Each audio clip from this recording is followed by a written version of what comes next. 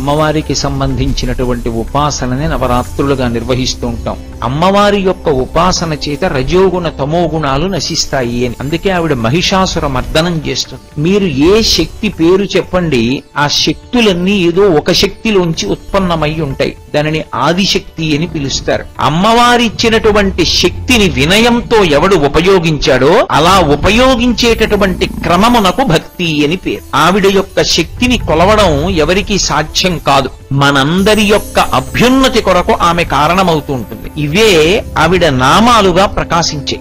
ఈ దేశమునందు అంతర్లీనముగా ఒక మాతృశక్తి ఉన్నది. ఆమె బిడ్డలం మనందరం భారతీయులం. ఏ దేశమునందు నువ్వు ఉన్నావో ఆమె దేశమాత, భూమాత, గోమాత, లోకమాత, జనకమాత. అమ్మ శబ్దంతో సంకేతించి మనం బిడ్డలం. తనదిగా కలిగినది తనకి కోపం వస్తే ఇవ్వడం కాదు, ఇచ్చినది కూడా పుచ్చుకోగలిగి. అందుకు ఆవిడ అనుగ్రహాన్ని అపేక్షించడం. ఈ కదలికలన్నిటినీ కలిపి ఈ సమాహార స్వరూపాన్ని అమ్మవారు అని పిలుస్తారు, పరదేవత అని. అందుకని ఈ శ్లోకాన్ని మంత్రరూపంగా ఉన్నదాన్ని శ్లోక రూపంగా అమ్మవారిని ఉద్దేశించి ఒకసారి చెప్పుకుంటారు. అసలు ఋషి దర్శనంలో అమ్మవారిని చూడ్డము అన్న మాటకు అర్థం ఇది. అటువంటి తల్లిని ఈ కాలమునందు ఉపాసన చేస్తే ఆవిడ యొక్క అనుగ్రహం విశేషంగా ప్రసరించేటటువంటి కాలం ఈ కాలము. శర్వాణి భవాని ఎలా అవుతుంది?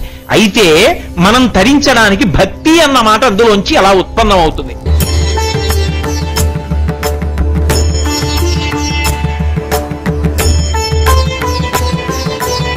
చతుర్భుజం ప్రసన్నవదనం ధ్యాయేత్ సర్వవిఘ్నోపశాంతయేత్.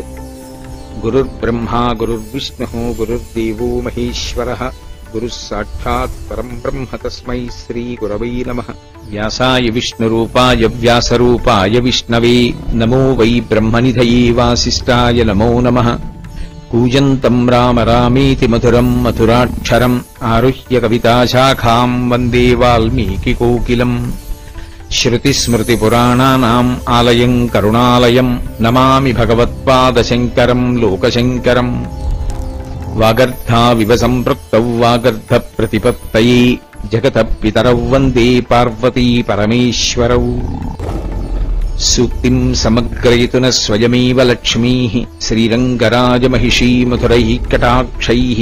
వైదగ్ధ్యవర్ణగుణగుంభనగౌరవైర్యాం కండూలకర్ణకుహరాः కవయోధయంతి. హైమోర్ధ్వపుండ్రమజహన్మపుటం సునాసం మందస్మితం మకరకుండలచారుగండం బింబాధరం బహుళదీర్ఘకృపాకటాక్షం. శ్రీవేంకటేశముఖమాత్మని సన్నిధత్తాం.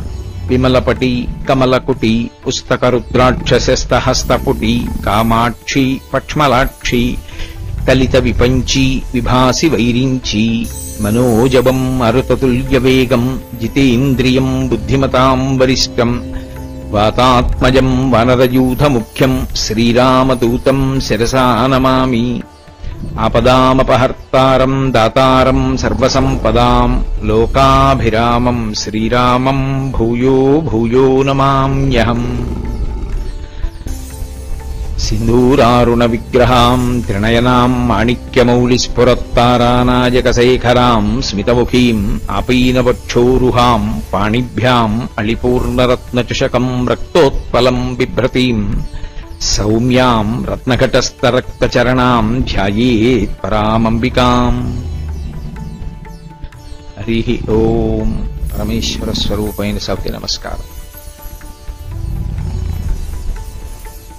శారదా నవరాత్రులు అని ఆశ్వీజ మాసంలో శుక్లపక్షంలో పాడ్యమి నుండి నవమి లగాయతూ చేసి విజయదశమి నాడు శాంతికర కళ్యాణంతో అమ్మవారికి సంబంధించినటువంటి ఉపాసనని నవరాత్రులుగా నిర్వహిస్తూ ఉంటాం. మనకి అనాదిగా వస్తున్నటువంటి ఆచారము ఇలా ఉండడానికి కారణమేమి అంటే, శారదా నవరాత్రుల కాలము ఏది ఉన్నదో అది ఒక సంవత్సరంగా కాలాన్ని ప్రమాణంగా తీసుకున్నప్పుడు ఈ సమయం బ్రహ్మముహూర్తం అవుతుంది. అంటే తెల్లవారుజాము వేళ. తెల్లవారుజాము వేళ తనంత తానుగా ఎలా పరమేశ్వరుని ఉపాసనకి అత్యంత యోగ్యమైన కాలమో, అలాగే శారదా నవరాత్రుల కాలం కూడా భగవంతుని యొక్క ఉపాసనకి, ప్రత్యేకించి పరదేవత యొక్క ఉపాసనకి అత్యంత యోగ్యమైన కాలం. ఎందుచేత అంటే శక్తి తమోగుణ రజోగుణాల వైపుకి వెళ్ళిపోయినట్టయితే దాని వలన మనిషి అభ్యున్నతి పథంలో నడవలేడు. తమోగుణ రజోగుణాల వైపుకి వెళ్లకుండా సత్వగుణం వైపుకి ప్రయాణం చేస్తే మనుష్య జన్మ యొక్క సార్థక్యాన్ని పొందడానికి అవకాశం ఉంటుంది. మనిషి జన్మ యొక్క ప్రధాన ప్రయోజనం ఏమి అంటే భగవంతుణ్ణి పొందడమే. అలా భగవంతుణ్ణి పొందుట లేదా పొందడానికి కావలసినటువంటి జన్మ పరంపర తరిగిపోవుట, చాలా జన్మలు ఎత్తవలసిన అవసరం లేకుండా కనీసం జన్మల సంఖ్య తక్కువ కావాలి అంటే ఆ ఉపాసనలో భగవంతుడు మనకి ఏ శక్తినిచ్చాడో ఆ శక్తి సత్వగుణంతో ఉపయోగపడాలి అంటే దానికి ప్రారంభంలో అమ్మవారి యొక్క ఉపాసన చేత రజోగుణ తమోగుణాలు నశిస్తాయి అని. అందుకే ఆవిడ మహిషాసుర మర్దనం చేస్తుంది. అటువంటి తల్లిని ఈ కాలమునందు ఉపాసన చేస్తే ఆవిడ యొక్క అనుగ్రహం విశేషంగా ప్రసరించేటటువంటి కాలం ఈ కాలము. ఎందుచేత అంటే మళ్ళీ అంటున్నాను ఇంకొకసారి, ఒక రోజులో తెల్లవారుజాము కాలం ఎలా భగవదుపాసనకి అత్యంత యోగ్యమైన కాలమో, కాలంలో సంవత్సరాన్ని ఒక ప్రమాణంగా తీసుకున్నప్పుడు, ఒక రోజుగా భావన చేసినప్పుడు తెల్లవారుజాము కాలం లాంటిదే శారదా నవరాత్రుల కాలం. అందుకే అది ఉపాసనకి అత్యంత యోగ్యమైన కాలం. భగవతి అపారమైనటువంటి కరుణామయి, రెండు అపారమైనటువంటి శక్తివంతురాలు. మీరు ఏ శక్తి పేరు చెప్పండి, ఆ శక్తులన్నీ ఏదో ఒక శక్తిలోంచి ఉత్పన్నమై ఉంటాయి. దానిని ఆదిశక్తి అని పిలుస్తారు. ఇప్పుడు ఈ మైక్ గట్టిగా మాట్లాడాలన్నా విద్యుత్ శక్తి ఉండాలి, దీపాలు వెలగాలన్నా విద్యుత్ శక్తి ఉండాలి, పంఖాలు తిరగాలన్నా విద్యుత్ శక్తి ఉండాలి. ఇన్నిటికీ ఆధారభూతమైనటువంటి ఆ శక్తి ఒకటి ఉంటే ఈ ఉపకరణములన్నీ పనిచేస్తాయి. అలాగే ఆ తల్లి యొక్క అనుగ్రహము ఈ శరీరమునందు ఉంటే ఇది అనేక రకములుగా పనిచేస్తుంది. అసలు దీనికి ఆకలేస్తోంది, ఇందులో పదార్థం అయిపోయింది కాబట్టి ఇంకా కొంత పదార్థం వెయ్యి అని చెప్పగలిగినటువంటి ప్రక్రియ ఒకటి నడవడం ఆరోగ్యం. అందుకే యాదేవి సర్వభూతేషు క్షుధారూపేణ సంస్థిత నమస్తస్యై నమస్తస్యై నమస్తస్యై నమో నమః. ఆ తల్లి ఆకలి రూపంలో శరీరంలో ఉండి నువ్వు తిన్నటువంటి పదార్థం పూర్తయిపోయింది కాబట్టి మళ్ళీ కొంత పదార్థాన్ని వెయ్యి అని అడుగుతుంది. వేసిన పదార్థాన్ని జీర్ణ శక్తి అంటాం. జీర్ణం చెయ్యడానికి కావలసినటువంటి శక్తిగా ఆమెయే లోపల పొటమరిస్తుంది. ఒకడికి ఉపన్యాస శక్తిగా, ఒకరికి పాట పాడే శక్తిగా, ఒకరి యందు ఒక మంచి వాద్యాన్ని మ్రోగించగలిగినటువంటి శక్తిగా, ఒకరి యందు కార్యాన్ని దక్షతతో నిర్వహించగలిగినటువంటి శక్తిగా ఆవిడ ప్రచోదనమవుతుంది. ప్రచోదనమై ఆమె ఆయన చేత ఆ కార్యాన్ని సాధింపచేసి ఆయన ఆ కార్యాన్ని సాధించాడు అనేటటువంటి కీర్తిని కట్టపెడుతుంది. అందుకే యశస్విని అని పేరు. ఒక వ్యక్తి ఒక విషయంలో అపారమైనటువంటి కీర్తి పొంది ఉన్నాడనుకోండి, అలా కీర్తి దేని చేత పొందుతాడు అంటే పరదేవత ఆయన యందు ఒక విభూతిగా ప్రకటనమవుతుంది. ప్రకటనమై కీర్తిని ఆయనకి కట్టబడుతుంది. ఎందుకంటే ఆ శక్తి ఎవరికి కనపడేది కాదు. ప్రకటనమైనప్పుడు మాత్రం ప్రజలందరి యందు ఆయనకున్నటువంటి ప్రత్యేకమైనటువంటి విభూతి అనుభవంలోకి వస్తుంది. ఒక నేదునూరి కృష్ణమూర్తి గారు వచ్చి ఒక అద్భుతమైన కచేరీ నిర్వహించారనుకోండి, మహానుభావుడు ఎన్ని సంవత్సరాలు సాధన చేస్తే ఇంత గొప్ప సంగీత విద్య నేర్చుకున్నాడు అని ఆయన నడిచి వెడుతుంటే మనందరం వంగి నమస్కారం చేస్తాం. ఆయన పేరు తలుచుకుంటే నమస్కారం చేస్తాం. ఇటువంటి విభూతిగా ఆయన యందు ప్రకటనమై నేదునూరి కృష్ణమూర్తి గారు అన్న పేరు వినపడేటప్పటికే గొప్ప సంగీత విద్వాంసుడు. ఎంత సంగీత విద్వాంసుడో అటువంటి వైదికమైనటువంటి జీవన విధానం ఉన్నవారు అని మనం గౌరవించేటట్టు, ఆయన ఆ గౌరవం పొందడానికి అర్హుడైన వాడిగా ఉండేటట్టు నిలబెట్టగలిగినటువంటి శక్తి రూపిణి అమ్మవారు. ఆవిడ ఇది ఎందుకు చేస్తుంది అంటే ఒక ప్రతిఫలాన్ని ఆశించి కానీ, లేదా ఇలా నేను చెయ్యాలి అలా చేయకపోతే ఎలాగా అని కానీ కాదు. ఆవిడ రాశీభూతమైనటువంటి కారుణ్యం. అలాంటి శక్తి ఒకటి ఉన్నది అని తెలుసుకుని నమస్కారం చేస్తే చాలు, ఆవిడ ప్రసన్నురాలైపోతుంది. అసలు ఆ నమస్కారం మాత్రం ఎందుకు చేయాలండి? చేయకుండానే ఆవిడ ప్రసన్నురాలు కావచ్చుగా. అంటే మనుష్య జన్మకి బుద్ధి ఒకటి ఇచ్చాడుగా ఈశ్వరుడు. బుద్ధి చేత శాస్త్రాన్ని గురువుని గ్రహించాలిగా. అప్పుడు ఆ గ్రహణ శక్తి లేకపోతే, అలా బుద్ధిని వాడుకోవడం చేత కాకపోతే భగవంతుడిచ్చినటువంటి బుద్ధిని దేని కొరకు ఉపయోగించినట్టు? అందుకే మిగిలినటువంటి ప్రాణులకు మనుష్యుడికి ఉపాసనలో వచ్చే తేడా, మిగిలిన వాటికి ఉపాసన అన్నమాట అన్వయమే అవదు. ప్రధానమైనటువంటి వ్యత్యాసము జీవన విధానంలో ఎక్కడొస్తుంది అంటే, మనుష్యుడు తన యొక్క బుద్ధి చేత శ్రద్ధని అలవాటు చేసుకుని, మన కంటికి కనపడకపోయినా ఏదో ఒక గొప్ప శక్తి ఒకటి ఉంది, ఆ శక్తి వీటన్నిటినీ కదుపుతోందిలా. ఆ కదలికలు లేకపోవడమే శవమైపోవడం, ఆ కదలికలన్నీ కలిగి ఉండడమే శివం. ఈ భూమి కదులుతోంది కాబట్టి ప్రాణిజాతం నిలబడింది, భూమి తన చుట్టూ తాను తిరుగుతూ. సూర్యుడు తిరుగుతున్నాడు కాబట్టి ఈ ప్రాణిజాతం అంతా నిలబడింది. పుట్టినటువంటి ప్రాణులు పెరుగుతున్నాయి కాబట్టి ఉపయుక్తమవుతున్నాయి. మళ్లీ ప్రాణులు పడిపోతున్నాయి కాబట్టి కొత్త ప్రాణులు పుడితే ఈ భూమి మీద అవకాశం కలుగుతోంది. ఈ కదలికలను, ఈ పరిణామములను తీసుకున్నటువంటి శక్తి, తీసుకొస్తున్నటువంటి శక్తి వేరొకటి ఉంది. అది కంటికి కనపడకపోవచ్చు, మాంసనేత్రమునకు కనపడకపోయినప్పటికీ జరుగుతున్నటువంటి క్రియాకలాపమును దృష్టిలో పెట్టుకుని దాని వెనక ఉన్న శక్తిని గుర్తుపట్టి నమస్కరించడం ఈ దేశం యొక్క గొప్పతనం. అది వైదికమైనటువంటి లక్షణము అన్న మాటకు అర్థం ఏమిటంటే, ఏది కంటికి కనపడదో అది ఒకటి ఉన్నదని, అది దీన్నంతటినీ తిప్పుతోందని, అదే నే చేస్తున్న పనులని, నాకిచ్చిన శక్తిని కూడా నేను ఎలా ఉపయోగిస్తున్నానన్న విషయాన్ని గమనిస్తుందని, గమనించి ఉత్తరోత్తర నన్ను ఏం చెయ్యాలి అన్నది నిర్ణయం చేస్తుందని దృష్టిలో పెట్టుకుని జాగరూకుడై అమ్మవారిచ్చినటువంటి శక్తిని వినయంతో ఎవడు ఉపయోగించాడో అలా ఉపయోగించేటటువంటి క్రమమునకు భక్తి అని పేరు.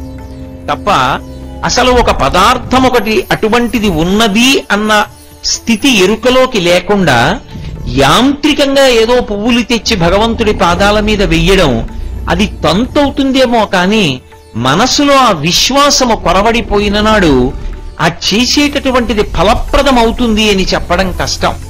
అందుకే ఆ తల్లి ఒక్క నమస్కారం చేసి ఈ విషయాన్ని గుర్తిరిగినంత మాత్రం చేత అవతలవాణ్ణి కీర్తివంతుణ్ణి చెయ్యగలదు, అవతలవాణ్ణి అనుగ్రహించగలదు, అవతలవాణ్ణి పైకెత్తగలదు, అవతలవాణ్ణి పరమశివుడి చెంతకు చేర్చగలదు, ఈశ్వరుని యందు ఐక్యము చెయ్యగలదు, అథవా రావలసినటువంటి జన్మల యొక్క పరంపరని చాలా విశేషంగా తగ్గించగలదు. ఇన్ని చెయ్యగలిగినటువంటి తల్లి కనుక ఆమె పరమ కరుణామయి. అటువంటి తల్లే అనంతమైనటువంటి శక్తికి ఆలవాలము. ఆవిడ యొక్క శక్తిని కొలవడం ఎవరికీ సాధ్యం కాదు. అందుకే శ్రీమాత అని ప్రారంభం లలితా సహస్రనామం. ఆవిడ శక్తి ఎంత అంటే కొలవడానికి ఇంకా ఏమీ ప్రమాణం ఉండదు లోకంలో. అంతటి అపారమైనటువంటి శక్తివంతురాలు ఆవిడ. కేవలం శక్తివంతురాలే కాదు, నేను మీతో మనవి చేసినట్లుగా అపారమైనటువంటి దయాదాక్షిణ్యములు కలిగినటువంటి తల్లి కనుక మనందరి యొక్క అభ్యున్నతి కొరకు ఆమె కారణమవుతూ ఉంటుంది. ఇవే ఆవిడ నామాలుగా ప్రకాశించే.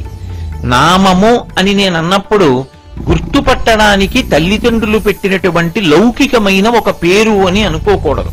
ఇప్పుడు ఈ కోటేశ్వరరావు అనబడేటటువంటి శరీరం ఒకటి ఉంది, దీనికి లౌకిక నామము అంటారు. అంటే తల్లిదండ్రులు ఒక పేరు ఉంచారు. ఎందుకని అంటే ఎంతమందిలో ఉన్నా పిలిస్తే ఆ పేరుతో తాదాత్మ్యత పొందడానికి, ఆ పేరు చేత గుర్తింపబడడానికి వీలుగా ఒక పేరు ఉంచుతారు. అది లౌకికమైనటువంటి నామం. కానీ భగవంతుడికి వచ్చేటటువంటి నామాలు అలా రావు. ఆయనవి గౌణములు. గౌణములు అంటే ఆయన యొక్క గుణములను ఆవిష్కరిస్తాయి. ఆయన అనండి, ఆవిడ అనండి, భగవత్ తత్వమునందు లింగభేదములకు అవకాశం ఉండదు. స్త్రీ పురుష నపుంసక మూర్తియును కాక, తిర్య కమర నరాది మూర్తియును కాక, కర్మ గుణ భేద సదసత్ప్రకాశి కాక, వెనుక నందియుతానగు విభుతలంతు అంటారు పోతన గారి భాగవతంలో. అది ఒక కాంతి స్వరూపం. దాన్ని మీరు ఏ పేరు పెట్టి పిలవండి పలుకుతుంది. అందుకే దానికి లింగభేదం ఉండదు ఆ భగవత్ శక్తికి. ఆ భగవత్ తత్వానికి. అటువంటి భగవత్ తత్వము ఏదైతే ఉందో అది ఉదారమై అపారమైనటువంటి ఉద్ధరణ హేతువులైనటువంటి కొన్ని గుణములను ప్రకటనం చేస్తూ ఉంటుంది. భక్తులను ఉద్ధరించడానికి కొన్ని గుణాలు బయటికి వస్తూ ఉంటాయి. ఆయా గుణములు భగవత్తత్వము నుండి ప్రకాశించినప్పుడు ఆయా పేర్లతో పిలవబడుతుంది. అంతేకాని అది ఆవిడ పేరు అని అనుకోకూడదు. నేను మీకు ఒక ఉదాహరణ చూపించాలి అంటే, అమ్మవారిని పిలిచేటప్పుడు శర్వాణి అని ఒక పేరుతో పిలుస్తాం. పరమమంగళప్రదమైనటువంటి పేర్లలో ఒక పేరు శర్వాణి అనబడేటటువంటి నామం. ఎవరు శర్వాణి? శర్వుని భార్య ఎవరో ఆమెకి శర్వాణి అని పేరు. ఎవరు శర్వుడు? శర్వుడు అన్న మాట విష్ణు సహస్రనామ స్తోత్రంలోనూ ఉంటుంది, పరమశివుడికి ఉంటుంది. శివుని యొక్క అష్టమూర్తి తత్వంలో శర్వ అని ఒక నామం. భవాయ దేవాయ నమః, ఈశానాయ దేవాయ నమః, పశుపతయే దేవాయ నమః, రుద్రాయ దేవాయ నమః, ఉగ్రాయ దేవాయ నమః, భీమాయ దేవాయ నమః, మహతే దేవాయ నమః, శర్వాయ దేవాయ నమః అని క్షితిస్వరూపుడై ఉంటాడు. ఈ భూమికంతటికీ కూడా శివస్వరూపమని పేరు. అందుకే కాంచీపురంలో పృథివీలింగ స్వరూపంలో ఉంటాడు. పృథివీలింగ స్వరూపంలో ఉంటాడు కనుక ఆయనకి అభిషేకం నీటితో చెయ్యరు, కరిగిపోతుంది. కాబట్టి లింగం కాంచీపురంలో ఉన్నటువంటి పృథివీలింగానికి అభిషేకం మాత్రం కేవలం మల్లె నూనెతో మాత్రమే చేస్తారు. అటువంటి పృథివీ స్వరూపం పరమేశ్వరుడైతే అమ్మవారు ఎప్పుడూ ఆయనతో కలిసే ఉంటుంది తప్ప ఆయన నుంచి విడివడి ఉండదు. అవి రెండు కలిసి ఉంటాయి. అమ్మవారు అయ్యవారితో కలిసి ఉంటుంది అన్న మాటని మీరు బహుజాగ్రత్తగా గమనించాలి. కలిసి ఉంటుంది అంటే రెండుగా ఉండి ఒకటైనది కాదు, ఒకటిగా ఉండి రెండు కానిది అని అర్థం చేసుకోవాలి. ఒక ఉదాహరణకి నేను పాలు అన్నాను అనుకోండి, పాలకి తెలుపు ఎప్పుడు వచ్చింది? ఆ ప్రశ్న ఉండదు. పాలంటేనే తెలుపు. పాలు తెల్లగా అయినవి ఉండదు. పాలు అన్నప్పుడే తెల్లగా ఉన్నాయి. పాల నుండి తెలుపుని విడదీయగలవా? సాధ్యం కాదు. దీపము, దీపములకు కాంతి ఎప్పుడు వచ్చింది? ఆ ప్రశ్న ఉండదు. దీపము అన్నప్పుడే అగ్ని శిఖ కాంతి కలిసి ఉన్నాయి. ఇప్పుడు దీపము నుండి కాంతిని వేరు చెయ్యగలవా? చెయ్యలేవు. వజ్రము అని నేను అన్నాను అనుకోండి, వజ్రము, వజ్రము యొక్క కాఠిన్యము, ఈ రెండు వేరువేరు కావు. వజ్రము కాఠిన్యాన్ని ఎప్పుడో సంతరించుకోవడం కాదు. వజ్రం ఎప్పుడుందో కాఠిన్యం అప్పుడే ఉంది. వజ్రము నుండి వజ్రము యొక్క కాఠిన్యాన్ని వేరు చేయగలవా? చేయలేవు. వజ్రం వజ్రేన భిన్నయేత్, వజ్రము వజ్రము చేతనే బదలవుతుంది. కాబట్టి అవి రెండూ ఎప్పుడూ కలిసి ఉంటాయి. అలా కలిసి ఉంటేనే లోకమునకు ఉపయోగం, లేకపోతే దానికి ఉపయోగం ఉండదు. దానినే శివశక్తులు కలిసి ఉండుట అని పిలుస్తారు. మీకు ఇంకా బాగా అర్థమయ్యేటట్టు చెప్పాలి అంటే, అవి రెండూ ఎప్పుడు కలిశాయన్న మాట రాదు. రెండుగా ఉండి ఒకటి కానిది, ఒకటి రెండుగా చెయ్యబడనిది. ఇంకొకలా మాట్లాడాలంటే, అసలు అలా రెండూ కలిసి ఉండకపోతే ఉపయోగము కాని, అది శివం. ఒక కారు ఉంది, దానికి హార్స్ పవర్ లేదు, అది పరిగెత్తదు. ఏమిటి ఉపయోగం? ఇప్పుడు దాన్ని కారు అని ఎవరన్నా పిలుస్తారా? దాన్ని ఎవరన్నా వాడుకుంటారా? అది పేరుకి కారు, అది ఎందుకు పనికిరాదండి అంటారు.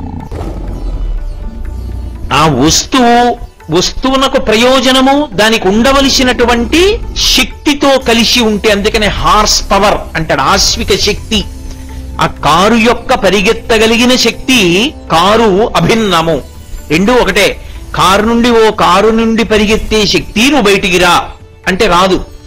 కోటేశ్వరరావు యొక్క ప్రవచన శక్తి అభేదం, రెండు కలిసే ఉంటాయి.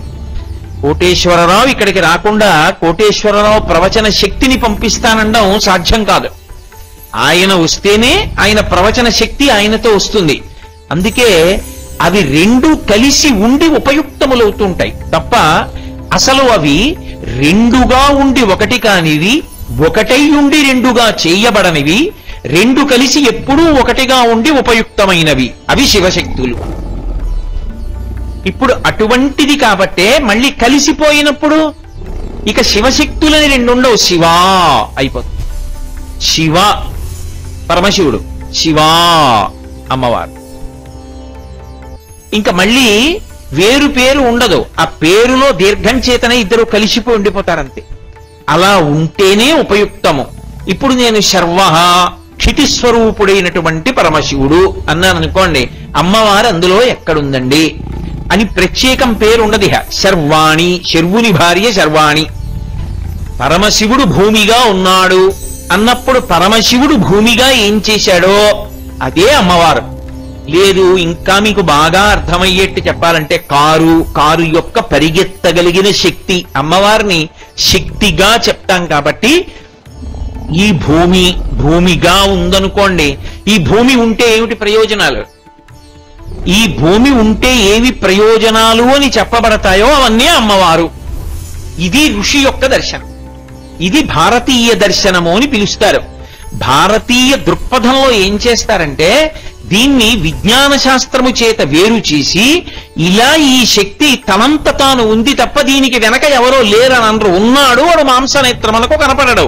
అది ఋషి యొక్క దర్శనము. అందుకే భారతమాత అన్నారనుకోండి, ఏదో పెన్ను పట్టుకుని ఇలా గీస్తే వచ్చినది కాదు. వందే మాతరం సుజలాం సుఫలాం మలయజ శీతలాం సస్యశ్యామలాం వందే మాతరం. అందుకని బకించంద్ర చటర్జీ ఋషి అయ్యాడు. ఎందుచేత ఋషి అంటే వందే మాతరం భరతమాత. ఈ దేశమునందు అంతర్లీనముగా ఒక మాతృశక్తి ఉన్నది. ఆమె బిడ్డలం మనందరం భారతీయులం. ఆ తల్లి బిడ్డలమన్న భావన కలిపింది, అది ఋషి భావన.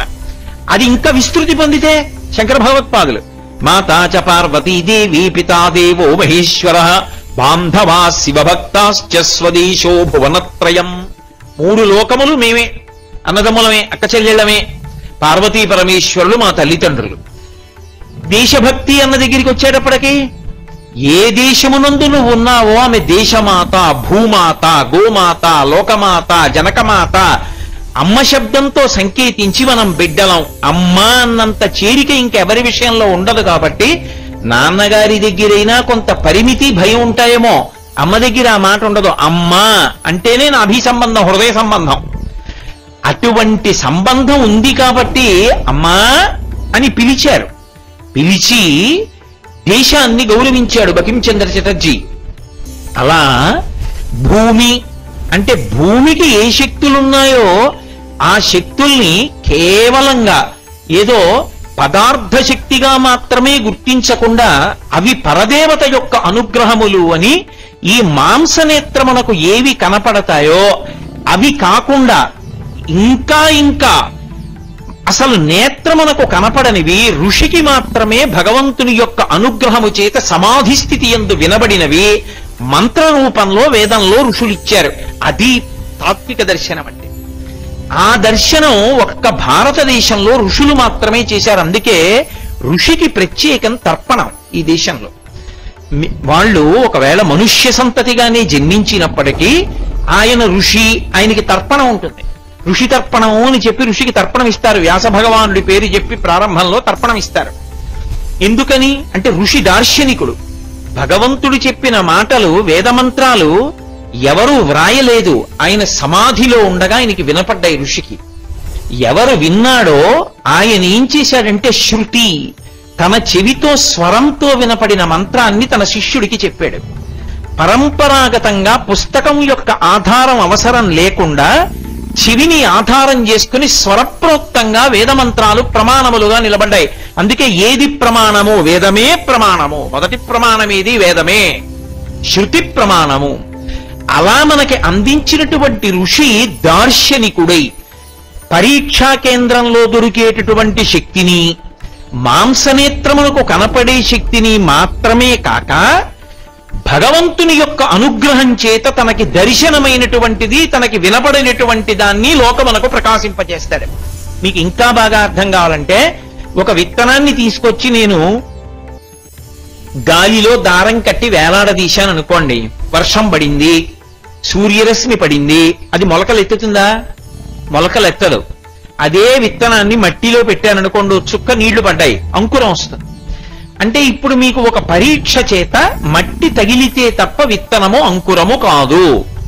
అది మాంసనేత్రమునకు బుద్ధికి ఒక పరీక్ష ద్వారా దొరికింది. అది దొరకడం కాదు, భగవదనుగ్రహము చేత మంత్ర రూపంలో అనుగ్రహిస్తాడు. అది ఋషి యొక్క గొప్పతనం. దాన్ని అమ్మవారిగా శ్లోకం చేసి, అమ్మవారిగా మంత్రం చెప్పి, అమ్మవారిగా నమస్కరించి, ఆ అనుగ్రహం ఎప్పుడూ క్షేమకరంగా ఉండేటట్టుగా చేసుకోవడం ఈ జాతి యొక్క గొప్పతనం. ప్రపంచ దేశాల్లో ఎన్నో చోట్ల పెద్ద పెద్ద భూకంపాలు, పెద్ద పెద్ద తుఫాన్లు, పెద్ద పెద్ద సునామీలు వచ్చినా ఈ దేశంలో ప్రకృతి వైపరీత్యాలు అంత స్థాయిలో రాకుండా అలా నిలబడింది. ఒకప్పుడు ఈ దేశానికి తాళం కప్ప అంటే ఏమిటో తెలియదు అంటే కారణం వేదాన్ని నమ్మడం, ఋషిప్రోక్తమైనటువంటి మంత్రములను నమ్మడం, ధర్మాన్ని నమ్మడం కారణం. లేకపోతే తాళం కప్ప లేని దేశంగా ఎలా మిగిలిపోయింది ఈ దేశం? అందుకే నేను మీతో ఇవాళ ఉదాహరణకి శర్వాణి అన్నాను. భూమి రూపంలో ఉంటుంది ఆవిడ, భూమి అందలి శక్తి రూపంలో ఉంటుంది. పోని భూమి అంటే మాంసనేత్రానికి కనపడుతుంది, శివస్వరూపం. భూమిలోని శక్తి ఈ మైక్ ఉంది, మైక్ కనపడుతుంది. నేను మాట్లాడిన మాటల్ని గట్టిగా శబ్దం పెంచి, స్థాయి పెంచి, చివర నిలబడిన వాళ్ళకి కూడా వినపడేటట్టుగా నా మాటని మార్చినటువంటి శక్తి ఇందులో ఉన్నది మీకు కనపడుతుందా? కనపడదు. అలా భూమి లోపల ఆ శక్తి ఏది అన్నది ఋషి కనిపెట్టి చెప్పాడు. ఎక్కడది ఋషికి?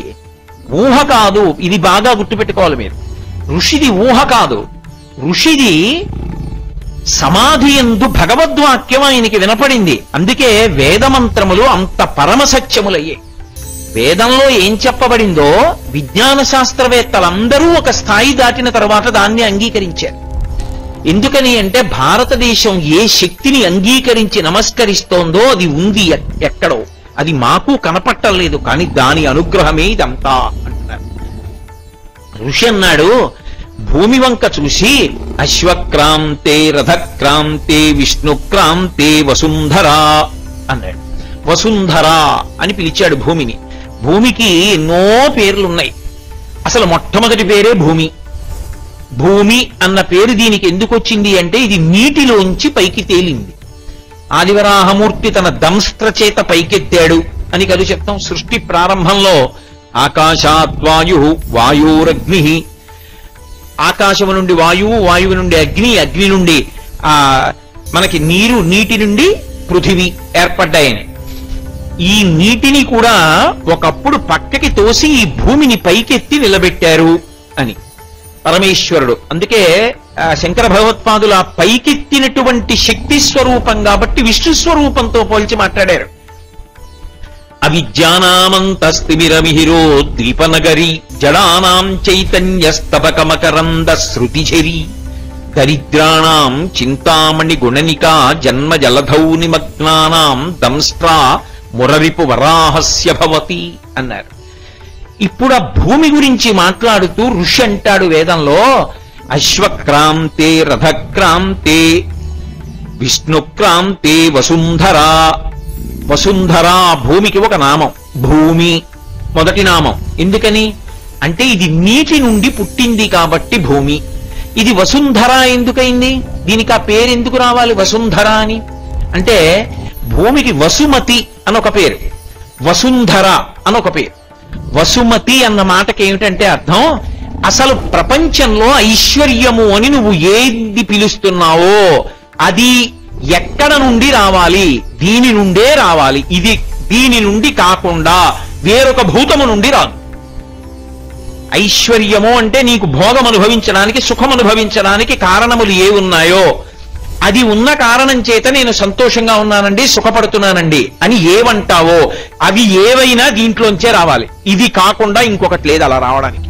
ఉన్నవే పంచభూతాలు, పృథివాపస్ తేజో వాయురు ఆకాశాలు.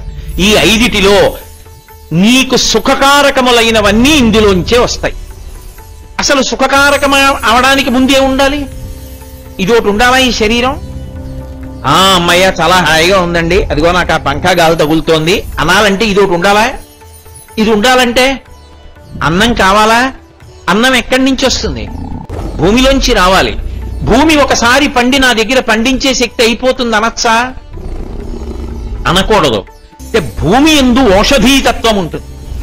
ఈ ఓషధీతత్వం ఉండి భూమిలో ఎప్పుడు ఎన్ని మార్లు వేసినా పంట పండుతూనే ఉండాలి.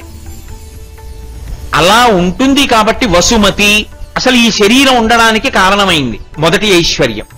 ఇప్పుడు బాగుంది, నాకో ఇల్లు కావాలి. నాకో ఇల్లు కావాలంటే కలప ఎక్కడి నుంచి వస్తుంది? 4 ఇటకలు కావాలంటే ఎక్కడి నుంచి వస్తాయి? సున్నం కావాలంటే ఎక్కడి నుంచి వస్తుంది? అన్ని భూమిలోంచే రావాలి. నాకు కారు కావాలి, ఇనుము ఎక్కడి నుంచి వస్తుంది? నాకు పెట్రోల్ కావాలి, ఎక్కడి నుంచి వస్తుంది? భూమిలోంచే కావాలి. ఇవన్నీ ఒకెత్తు. ఈ భూమి అచల, ఇది కదిలిందనుకోండి ఐశ్వర్యాలన్నీ పోతాయి. అది ఇంకోటి ఏమీ చేయక్కర్లేదు. ఆవిడ కదిలిందనుకోండి అయిపోయింది అంతే. కోట్ల మంది దీపపు పురుగులు పడిపోయేటట్టు పడిపోతారు. అందుకని విష్ణు శక్తితో ఆమె స్థితిక శక్తిగా కదలకుండా ఉంటుంది. కదలడం ఎంత గొప్పదో కదలకుండా ఉండడం కూడా అనుగ్రహంలో అంతే గొప్పది. ఆవిడ కదిలితే కదిలి వాయువు అనుగ్రహిస్తుంది. వాయువు కదలకుండా ఎక్కడో ఉంటానందనుకోండి, నేను రాజమండ్రి గోదావరి రోడ్డునే ఉంటాను, మీ దగ్గర నేను రానందనుకోండి, మనందరం ఎక్కడ ఉండాలి? రాజమండ్రి గోదావరి రోడ్డుకి వెళ్ళాలి. ఎంతమంది గోదావరి రోడ్డు నుంచి ఉంటాం? ఎంతమంది పడిపోతాం అప్పుడు? కాబట్టి వాయువు కదిలేట్టు చేసి బతికించింది, భూమి కదలకుండా చేసేట్టు చేసి బతికించింది. ఇది నీకు కనపడుతుందా? ఋషి దైవవాక్కుగా విన్నాడు. అది భారతీయ తత్వం, అది అమ్మవారంటే. ఇప్పుడు అమ్మవారు ఎక్కడ కనపడాలి?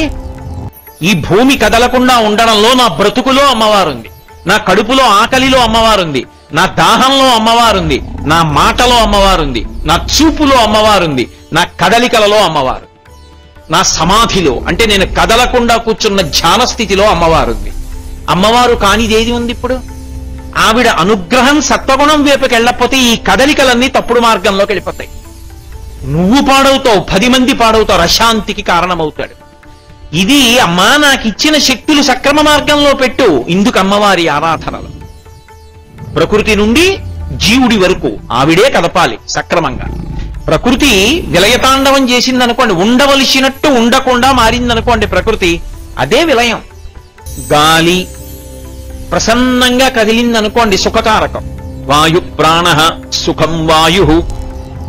వాల్మీకి మహర్షి రామాయణం చేస్తూ అంటారు, అసలు ఉన్నాడు వాయువే. యావత్ పవనో నివసతి దేహే తావత్ పృచ్చతి కుశలంగేహే గతపతి వాయో దేహాపాయే భార్యాభిభ్యతి తస్మిన్ కాయే. ఊపిరి తీసి ఊపిరి విధులు పెడితే ఉన్నాడు ఉన్నాడంటారు. ఆ గాలి తీకపోతే వెళ్ళిపోయాడంటారు. ఆ గాలి చక్కగా మెల్లగా వీస్తే సుఖకారకం. ఆ గాలి విపరీతమైన వేగంతో వేస్తే ప్రభంజనం అంటే విరగొట్టేస్తాం. ఏ దడ్డొచ్చిందో అవన్నీ విరిగి కింద పడిపోతాయి, చెట్లు విరిగిపోతాయి, పెద్ద పెద్ద దీపపు స్తంభాలు ఉరిగిపోతాయి, జనం ఎవరు రోడ్డు మీదకి నడవరు, ఇళ్ళు ఎగిరిపోతాయి, పెంకుటిళ్ళు కూలిపోతాయి. ఏమైంది? నష్టం జరిగింది.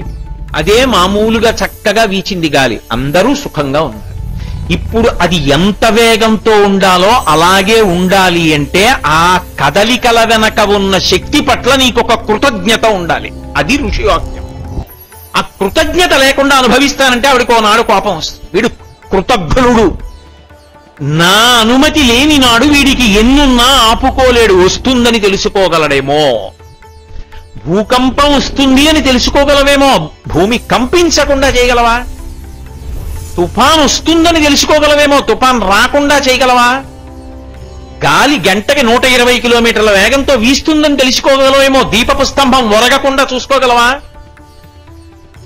విపరీతమైనటువంటి వర్షం కుండపోతగా కురుస్తుందని తెలుసుకోగలవేమో, వాన కుండపోతగా కురవకుండా ఆపగలవా? ఆపగలిగిన తల్లి ఒకతుంది, ఆమె కారుణ్యమూర్తి. ఆమె పట్ల కృతజ్ఞతతో ఉంటే చాలా, ఆవిడ ఉందని తెలిసి నమస్కరిస్తే చాలు. అందుకు ఈ దేశంలో అమ్మవారిని ఆరాధించడం వచ్చింది. అది అలా చేస్తే ఉంటుందా? అది మూర్ఖత్వం కాదు, అది ఋషివాక్యం. ఉన్నదటువంటి ఆదిశక్తి ఒకరు. కాబట్టి ఇప్పుడు సమస్త భోగములు ఇందులో ఉన్నాయి.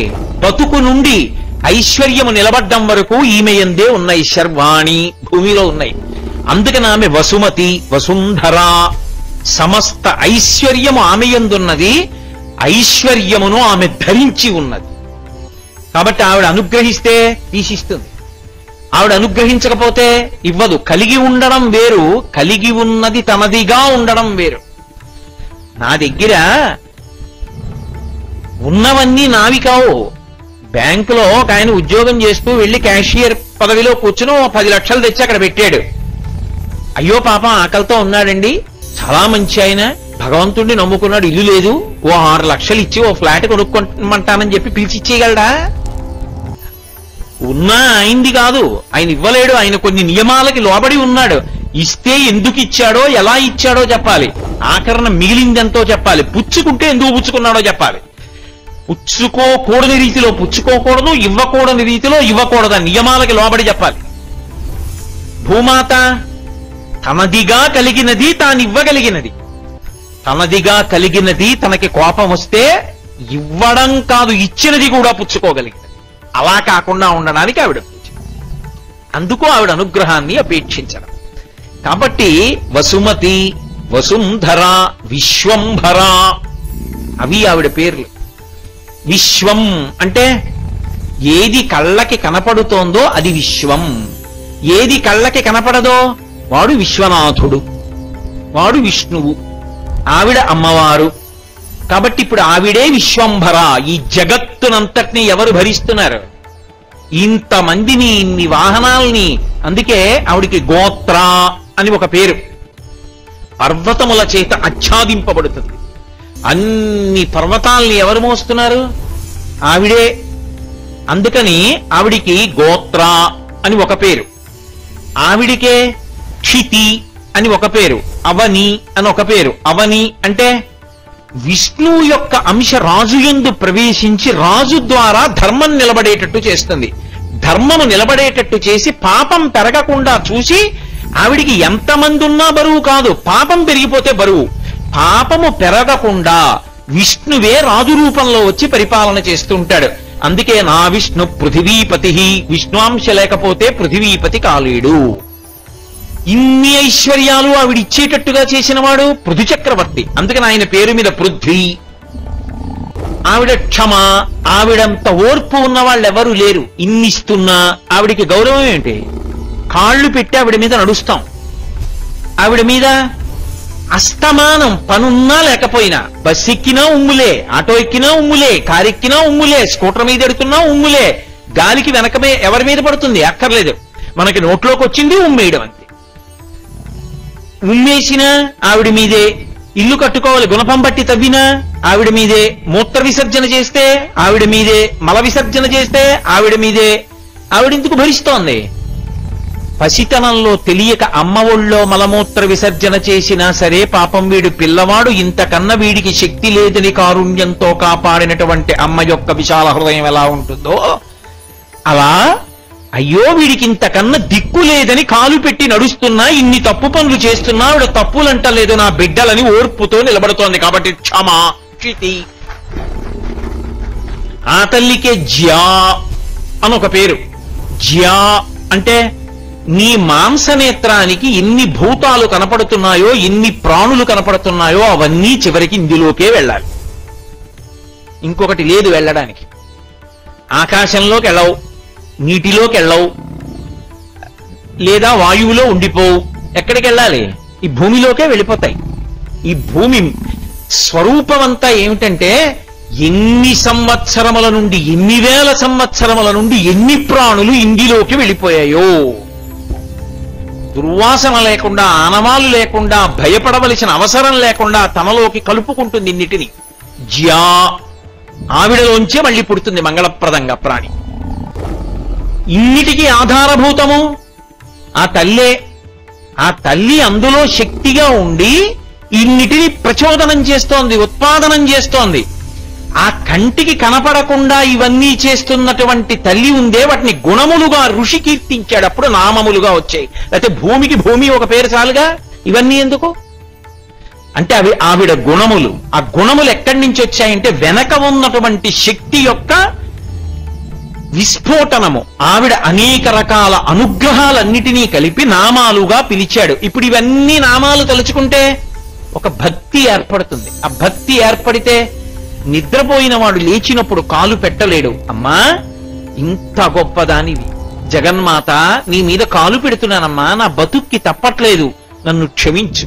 ఒక నమస్కారం చేసి దిగుతాడు. ఇది భారతీయ దృక్పథము, ఇది భారతీయత, ఇది ఋషి దర్శనము అంటారు. ఋషి అలా దర్శనం చేసి మనల్ని అలా నడిపాడు. నడపడానికి ఆధారం భగవంతుని నుండి వినబడిన మంత్రం. అశ్వక్రాంతే రథక్రాంతే విష్ణుక్రాంతే వసుంధరా. ఎంత వాడుకున్నా ఐశ్వర్యం ఎందుకు తరగదు ఈ భూమిలోంచి. ఎంతుందండి? ఎవడైనా చెప్పచ్చు మొత్తం ప్రపంచంలో ఎంతమంది జనాభా ఉన్నారు, 10, 100, 1000 అటు ఇటు వేసి ఇంతమంది ఉన్నారని చెప్పచ్చు. ఆడవాళ్ళు ఎంతమంది చెప్తారు, మగవాళ్ళు ఎంతమంది చెప్తారు, శిశువులు ఎంతమంది చెప్తారు, మధ్యతరగతి వాళ్ళు ఎంతమంది, నిరుపేదలు ఎంతమంది, పేదలు ఎంతమంది, ఐశ్వర్యవంతులు ఎంతమంది, కరెంటు వాడుకుంటున్న వాళ్ళు ఎంతమంది, వాడుకోని వాళ్ళు ఎంతమంది, అన్ని లెక్కలు చెప్తారు. ఇందులో ఎంత పెట్రోల్ ఉంది ఎవరు చెప్తారు? వాడుకోవడం తప్ప. ఎవడికి తెలిసి ఎంతుందో? ఎవడికి తెలిసి ఇందులో ఎంత బొగ్గు ఉందో? ఎవరి యొక్క ఊహకి కానీ ఎవరి యొక్క లెక్కకి కానీ అందదు. ఎన్ని కోట్ల మంది వాడుకుంటున్నారు. అయిపోయింది ఇక లేదన్న మాట ఆవిడందా? ఆవిడ అనదు. ఈ శక్తి ఎక్కడి నుంచి వస్తోంది అని అడిగాడు ఋషి. అది దైవము యొక్క వాక్కు. ఎక్కడి నుంచి వస్తోంది అన్నాడంటే ఈ భూమి గొప్పతనం ఇది. అశ్వక్రాంతే, గుర్రాలు తొక్కినందువల్ల వచ్చింది. అందుకే శ్రీ సూక్తంలో అమ్మవారి గురించి చెప్తూ అశ్వపూర్వాం రథమధ్యాం హస్తినాద ప్రబోధినీం అంటారు. ముందు గుర్రం ఎడుతోందంటారు. ఎందుకని అంటే ఒక్కొక్క ప్రాణి యందు ఒక్కొక్క విశేష శక్తి ఉంటుంది. అలా ఉంటుందా అండి అంటే నీ కంటికి దొరికితే ఒప్పుకుని, దొరుకుతుందంటే ఒప్పుకోనంటే కుదరదు. అది ఋషి దర్శనం. ఒక నెమలి ఉంది, దానికి పింఛం విప్పి నృత్యం చేసే శక్తి ఉంది. ఒక చామరీ మృగం ఉంది, భగవంతుడు కూడా ఉల్లాసం పొందేటట్టుగా చామరం వేస్తే సంతోషించగలిగినటువంటి శక్తి ఉంది. ఒక గాడిద ఉంది, బరువులు మొయ్యగలిగిన శక్తి ఉంది. ఒక గుర్రం ఉంది, దానికి ప్రత్యేక విభూతి ఏమిటి అని అడిగారు. అడిగితే యజ్ఞం చేసేటప్పుడు హోమగుండం కట్టినప్పుడు దేవతలందరూ యజ్ఞశాలలోకి వచ్చి కూర్చోవాలంటే ఆ యజ్ఞశాలలోకి వచ్చి కూర్చోడానికి వీలుగా కావలసినటువంటి మట్టి తెచ్చుకోవడానికి 2 జంతువులు ఉపయోగపడుతున్నాయి. ఒకటి గుర్రం, 2 గాడిద. ఈ రెంటికి తగలాలని చెప్పారు. అశ్వక్రాంతే అన్న మాటకు అర్థం అది. ఎక్కడ నుండి అటువంటి మట్టి తెస్తారో అక్కడికి వేదమంత్రాలతో వెడతారు. వెళ్ళినప్పుడు బ్రహ్మ, అధ్వర్యుడు, 3వ వాడు యజమాని, ఈ ముగ్గురు వెళ్ళి ఇక్కడ పుట్టమన్నుంది, ఇక్కడ ఎవరు మలమూత్రాలు విసర్జించి ఉండరు అన్నప్పుడు కొన్ని ప్రత్యేక మంత్రాలు పఠనం చేసి ఆ మట్టిని తీస్తారు. అక్కడి నుంచి తీసే ముందు ఏం చేస్తారంటే ఒక గుర్రాన్ని తిప్పుతారు. అక్కడ గుర్రము యొక్క డెక్క తగిలితే ఆ గుర్రపు డెక్క తగిలినందుకు అందులోంచి ఐశ్వర్య ప్రదానము చేయగలిగినటువంటి శక్తి భూమి యందు ప్రవేశించి యజ్ఞవాటమునకు చేరుతుంది. దేవతలు హవిస్సులు పుచ్చుకొని మళ్లీ భూమికి శక్తినిస్తారు. అందులోంచి ఐశ్వర్యం వస్తుంటుంది. అంటే ఇది ఎలా ఉంటుందంటే ఎవరో నాకు తెలియకపోయినా నా అకౌంట్లో డబ్బేస్తే నేను వాడుకోవడంలా ఉంటుంది. దీనికి ఆధారభూతం ఇది. అశ్వక్రాంతే, ఈ భూమి యొక్క గొప్పతనం ఎక్కడున్నది అంటే గుర్రముల చేత ఆక్రమింపబడుతుంటుంది. అందుకే పూర్వం రథము, గుర్రం వాడేవారు. ఎక్కడికైనా వెళ్ళాలి గుర్రం. గుర్రానికంత గౌరవం ఎందుకు వచ్చింది అంటే గుర్రము యొక్క డెక్కల స్పర్శ చేత ఈ భూమి ఐశ్వర్యాన్ని పొందగలిగినటువంటి శక్తిని మరింత మరింత పెంచుకుంటూ ఉంటుంది. ఒక ఛార్జర్ తీసుకెళ్లి ప్లగ్ పిన్ లో పెట్టారనుకోండి, ఛార్జ్ అవుతోందా అవట్లేదా? అలా ఈ భూమి యందు ఐశ్వర్యము పెరగడానికి యజ్ఞము ద్వారా దేవతలు సంతోషించి మళ్ళీ అనుగ్రహ శక్తి పెరగడానికి కారణమైనటువంటి శక్తి గుర్రపు డెక్కల యందున్నది అని ఋషి భగవంతుని యొక్క మంత్రంగా దర్శనం చేశాడు. అందుకని గుర్రాల్ని తిప్పుతారు. అందుకే పూర్వం గుర్రాలు ఎన్ని తిరుగుతూ ఉంటే నగరంలో, ఎన్ని వీధుల్లో గుర్రాలు పరిగెడుతుంటే భూమి అంత శక్తివంతం అవుతూ ఉంటుంది, భూ సంబంధమైన ఉపద్రవములు ఉండవు అని. గుర్రం తిరిగింది, మట్టి తీసి దాన్ని తీసినప్పుడు తామరాకులో వేసి, తామరాకులో ఉన్న మట్టిని కృష్ణాజినంలో వేసి మూట కట్టి గాడిద యొక్క వెనక భాగం మీద పెట్టి తీసుకొచ్చి యజ్ఞం చేయమన్నారు ఆ మట్టి వేసి. ఎందుకని? అలా ఆయా పదార్థములకు తగిలినటువంటి కారణం చేత భూమి యొక్క శక్తి రక్షింపబడుతుంది. ఇందులోంచి ఏ ఐశ్వర్యం వస్తోందో అది రక్షింపబడుతుంది. అచలత్వము, కదలకుండా ఉండగలిగిన శక్తి పెరుగుతుంది. దేవతలు సంతోషిస్తారు. దానికి ఈ ఉపకరణములను నేను సృజించాను. ఇది భగవద్వాక్యం. దీన్ని ఋషి విన్నాడు, అది మంత్రంగా వచ్చింది. అందుకని అశ్వక్రాంతే రథక్రాంతే. రథం తిరిగితే, రథాలంటే చక్రాలతో కూడుకున్నవి, వాటిని గుర్రాలు లాగుతాయి. లాగుతున్నప్పుడు ఆ రథచక్రముల చేత ఆక్రమింపబడుతుంటుంది భూమి. ఆక్రమింపబడడం అంటే ఇక్కడి నుంచి పిఠాపురం వెళ్ళాను అనుకోండి రథంలో, రథచక్రముల చేత ఈ భూమి ఆక్రమింపబడిందా లేదా? అక్కడ వరకు అప్పుడే కదా నేను వెళ్ళాను. అలా రథచక్రముల చేత ఆక్రమింపబడి ఐశ్వర్య సమృద్ధిని పొందుతూ ఉంటుంది.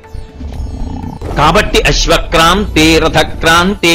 మీరు ఇక్కడ ఒక విషయాన్ని బాగా గమనించవలసి ఉంటుంది. వేదంలో ఏదైనా ఒక విషయం చెప్తే అంత పరాకుగా ఏం చెప్పరు, కానీ మనకది అనుచారంగా సంప్రదాయంలో అలవాటుగా ఉంటుంది. దాని వెనక కారణం మాత్రం మనకి తెలియదు, మరిచిపోతూ ఉంటాం. కానీ పెద్దలైన వారిని సంప్రదిస్తే మీకు ఇప్పటికీ దేనికైనా ఆధారం వేదమే. నేను మీతో ఒక ఉదాహరణ చెప్పాలి అంటే అది భూ సంబంధం కాబట్టి కలిపి చెప్తున్నాను. మనం భోజనం చేస్తే దేంతో పూర్తి చేస్తాం? పెరుగు కానీ మజ్జిగ కానీ వేసుకుని భోజనం పూర్తి చేస్తాం. అయ్యా మజ్జిగ పోయింది అన్నారనుకోండి, అయిపోయింది భోజనం అని గుర్తు. ఒక మీటింగ్కి వందన సమర్పణం ఎటువంటిదో ఒక భోజనానికి పెరుగు కానీ మజ్జిగ కానీ వడ్డించడం అటువంటిది. ఎందుకు వచ్చింది అది? ఏ పప్పుతో మొదలు పెట్టకూడదా? పప్పుతో మొదలుపెట్టి పులుసుతో పూర్తి చేయకూడదా? అదే పెరుగు మొదట వడ్డించకూడదా? అలా వడ్డించరు. ఒకవేళ నేను ముందు పెరుగు తింటాను ఆఖరణ పప్పు తింటానన్నారు అనుకోండి, ఏమిట్రా అది? అలా తినకూడదు, ముందు పప్పు తిని ఆఖరణ పెరుగు తిందు కానీ అలా తినకూడదు అంటారు. ఎందుకు తినకూడదు అని అడిగారు అనుకోండి, దానికి ఒక ప్రత్యేకమైనటువంటి కారణం ఏమిటి అన్నది ఋషి సమాధిలో విన్నాడు. ఎందుకు తింటారు అలా అంటే, ఒకానొకప్పుడు వృత్రాసుర సంహార కాలమనందు బ్రహ్మహత్యా దోషం చేత ఇంద్రుని యొక్క ఇంద్రియ శక్తులన్నీ కూడా భూమిలోకి వెళ్ళిపోయాయి. ఈ భూమి పుచ్చేసుకున్న ఇంద్రియ శక్తిని, అది ఇంద్రుడి యొక్క శక్తి, ఏం చెయ్యాలి అంటే దాన్ని లతలుగా వృక్షములుగా విడిచిపెట్టింది పైకి. అంత శక్తి తాను ఉంచుకోలేక లతలుగా వృక్షములుగా పెరిగితే వాటిని క్షీరధారలు ఒలికేటటువంటి జంతువులు తినడం మొదలుపెట్టాయి.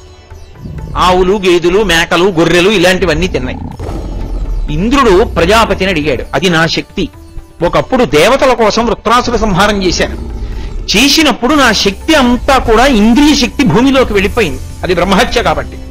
వెళ్ళిపోయిన దాన్ని భూమి లతలుగా వృక్షములుగా విడిచిపెట్టింది. దాన్ని పశువులు తింటున్నాయి. నా శక్తి నాకు కావాలిగా, మరి ఇప్పుడు దేవలోకాన్ని లోకాల్ని రక్షించాలంటే అందుకని నా శక్తి నాకు ఇప్పించమని అడిగాడు. ప్రజాపతి అన్నాడు, హోమమునందు పాలు హోమం చేయండి అన్నాడు. హవిస్సుగా మళ్ళీ ఇంద్రుడికి ఎడతాయి. ఇంద్రాయ స్వాహ అని చేయండి అన్నాడు. చేశాడు. ఇంద్రుడు అన్నాడు, నాకు శక్తిగా పరిణమించట్లేదు, బరువుగా ఉంది పాలన్నీ తాగితే, ఇంకొక మాట ఏర్పాటు చేయి అన్నాడు. అంటే ఆయన అన్నాడు, అయితే నేను ఇంకొక పని చేస్తానని తోడు పెట్టువారు అని ఒక వర్గాన్ని నిర్ణయం చేశాడు. అప్పటి వరకు పెరుగు లేదు లోకంలో. ప్రజాపతి పాలని పెరుగుగా మార్చుట అంటే దానికి మళ్ళీ ఒక నియమం చేశాడు. నేను చెప్తున్నది వేదంలో చేసమండి, ఏదో నా సొంత కథ పెట్టగల చెప్తున్నాను అనుకోకండి మీరు. నేను వేదంలో ఉన్న విషయం చెప్తున్నాను. పాలని పెరుగుగా ఎలా మార్చవచ్చు ఆయన కొన్ని విధానాలు చెప్పాడు. సోమలతని పాలలో కానీ వేస్తే, అది తోడుకుంటే, ఆ పెరుగు అగ్నిహోత్రంలో హవిస్సుగా ఇస్తే సోముడు ప్రీతి పొంది ఇంద్రియ శక్తిని పొందుతాడు. ఒకవేళ పాలు తీసుకొచ్చి తోడు పెట్టేటప్పుడు స్థూల బదరి అంటే లావుగా ఉండేటటువంటి రేగుపండు, పెద్ద రేగుపండు తీసుకెళ్లి పాలలో వేసి తోడు పెట్టి హోమం చేస్తే రాక్షసులు ఇంద్రియ శక్తిని పొందుతారు.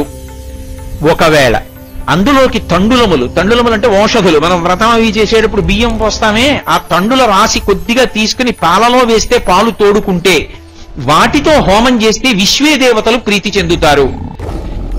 పాలలోకి పుల్లటి మజ్జిగ కొద్దిగా వేసి తోడు పెట్టి తింటే మనుష్యులు బలవంతులవుతారు.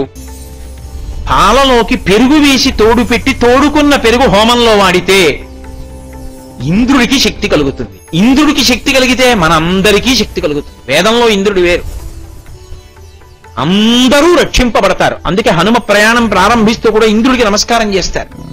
ఆ ఇంద్రుడి యొక్క బలం పెరగాలి అంటే పెరుగుతో హోమం చేయండి అన్నాడు. ఇప్పుడు పెరుగుతో చేశారు. నాకిప్పుడు ఇంద్రియ బలం కలిగింది, పెరుగుతోనే చెయ్యండి అన్నాడు. అందుకని ఏం చేస్తారంటే హోమం అంతా పూర్తి చేసేటప్పుడు ఇంద్రుడి పేరు చెప్పి పెరుగుతో పూర్తి చేసే అలవాటు వచ్చింది. అందుకే సౌభాగ్య వస్తువుల్లో కూడా ఆవు పాలు పెరుగుగా మారితే అది ఇస్తే దానివల్ల సౌభాగ్య వస్తువు అని భాస్కరరాయల వారు నిర్ణయించడానికి కారణం ఇక్కడే ఉంది. అందుకు పెరుగు స్థానం వచ్చింది. అందుకని భోజనం ఏమిటి? యజ్ఞం. అది నిశ్శబ్దంగా తింటాం. నిశ్శబ్దంగా తింటున్నప్పుడు లోపల ఉన్నటువంటి అగ్నిహోత్రం ఒకటి ఉంది. అహం వైశ్వానరో భూత్వా ప్రాణినాం దేహమాశ్రితః ప్రాణాపాన సమాయుక్తం పచాన్యన్నం చతుర్విధం. ఇక్కడే ఉన్నాడు. ఒకవేళ ఉపనయనం అవలేదు, బెంగేం లేదు, ఈ ఒక్క శ్లోకం చదువుకుని మౌనంగా భగవన్నామం చెప్తూ భోజనం చేశావు. ఇప్పుడు ఆ భోజనం చేస్తే అది యజ్ఞం అయింది. యజ్ఞం దేంతో పూర్తి చెయ్యాలని చెప్పాడు ప్రజాపతి? పెరుగుతో చేస్తే ఇంద్రుడికి శక్తి పెరుగుతుంది. ఇంద్రుడికి శక్తి పెరిగితే నీకు ఇంద్రియ శక్తి పెరుగుతుంది. ఇంద్రియ శక్తి పెరిగితే 10 మందికి ఉపయోగపడతావు, నిన్ను నువ్వు ఉద్ధరించుకుంటావు. అందుకని పెరుగుతో భోజనం పూర్తి చేయడం యజ్ఞం కాబట్టి. అంతే తప్ప పెరుగుతో మొదలెట్టి పప్పుతో పూర్తి చేయరు. పప్పుతో మొదలెట్టి పెరుగుతో పూర్తి చేస్తారు. ఇప్పుడు ఎక్కడదది? భూమికి సంబంధించిందే. భూమి నుండి మళ్ళీ భూమిలో పడిపోయిన ఇంద్రుడి ఇంద్రియ శక్తిని ఇంద్రుడికి చేర్చడానికి మార్గాన్ని సువ్యవస్థితం చేసింది ఆ ప్రజాపతి యొక్క శక్తి. అదే అమ్మవారు. ఈ కదలికలన్నిటినీ కలిపి ఈ సమాహార స్వరూపాన్ని అమ్మవారు అని పిలుస్తారు, పరదేవత అని. కాబట్టి అశ్వక్రాంతే రథక్రాంతే విష్ణుక్రాంతే వసుంధరా. ఇంత ఐశ్వర్యము ఈ భూమిలో ఎలా ఉంది? విష్ణుక్రాంతే, ఇది విష్ణువు చేత ఆక్రమింపబడింది. ఎప్పుడు అంటే వామనమూర్తి రూపంలో వచ్చి బలిచక్రవర్తి దగ్గర 3 అడుగులు దానం అడిగినప్పుడు ఇంతంతైవటుడింతయైవర్యుతానింతయ్యభో వీధిపై అంతైతోయిత మండలగ్రమణ కల్లంతై ప్రభారాశిపై అంతై చంద్రునకంతయై ధ్రువునిపై అంతై మహర్వాటిపై అంతై సత్యపదోన్నతుండగుచు బ్రహ్మాండాంత సంవర్తి అయి పెరిగిపోయాడు కదా మహానుభావుడు. అప్పుడు ఈ భూమిని అంతటినీ తన పాదం పెట్టి కొలిచాడు. ఈ భూమి విష్ణువు యొక్క పాదము చేత ఆక్రమింపబడింది కాబట్టి భూమికి ఐశ్వర్యం వచ్చింది. ఇంత శక్తిని నిలబెట్టుకుందంటే విష్ణువారాధన చేత భూమి యొక్క శక్తి పెరుగుతూ ఉంటుంది. అందుకే ఎక్కడైనా ఎప్పుడైనా ఏదైనా విష్ణు సంబంధమైంది కానీ ధర్మ సంబంధమైంది కానీ పూర్తి చేశారనుకోండి, అందరూ కలిసి సభలో ఏమని చెప్పి పూర్తి చేస్తారంటే బలం విష్ణోహ ప్రవర్ధతాం అని గట్టిగా అంటారు. విష్ణువు యొక్క బలము పెరుగుగాక అని అందరూ కలిపి చెప్పి పూర్తి చేస్తారు. రామాయణం పట్టాభిషేకం చెప్పేస్తే బలం విష్ణోహ ప్రవర్ధతాం అని పూర్తి చేస్తారు. విష్ణువు బలం పెరిగితే భూమి యందు ఐశ్వర్యం పెరుగుతుంది. భూమి యందు ఐశ్వర్యం పెరిగితే మనందరం సంతోషంగా ఉంటాం. కాబట్టి ఆమె వసుంధర. ఆ శక్తి ఉన్నదే భూదేవతకు.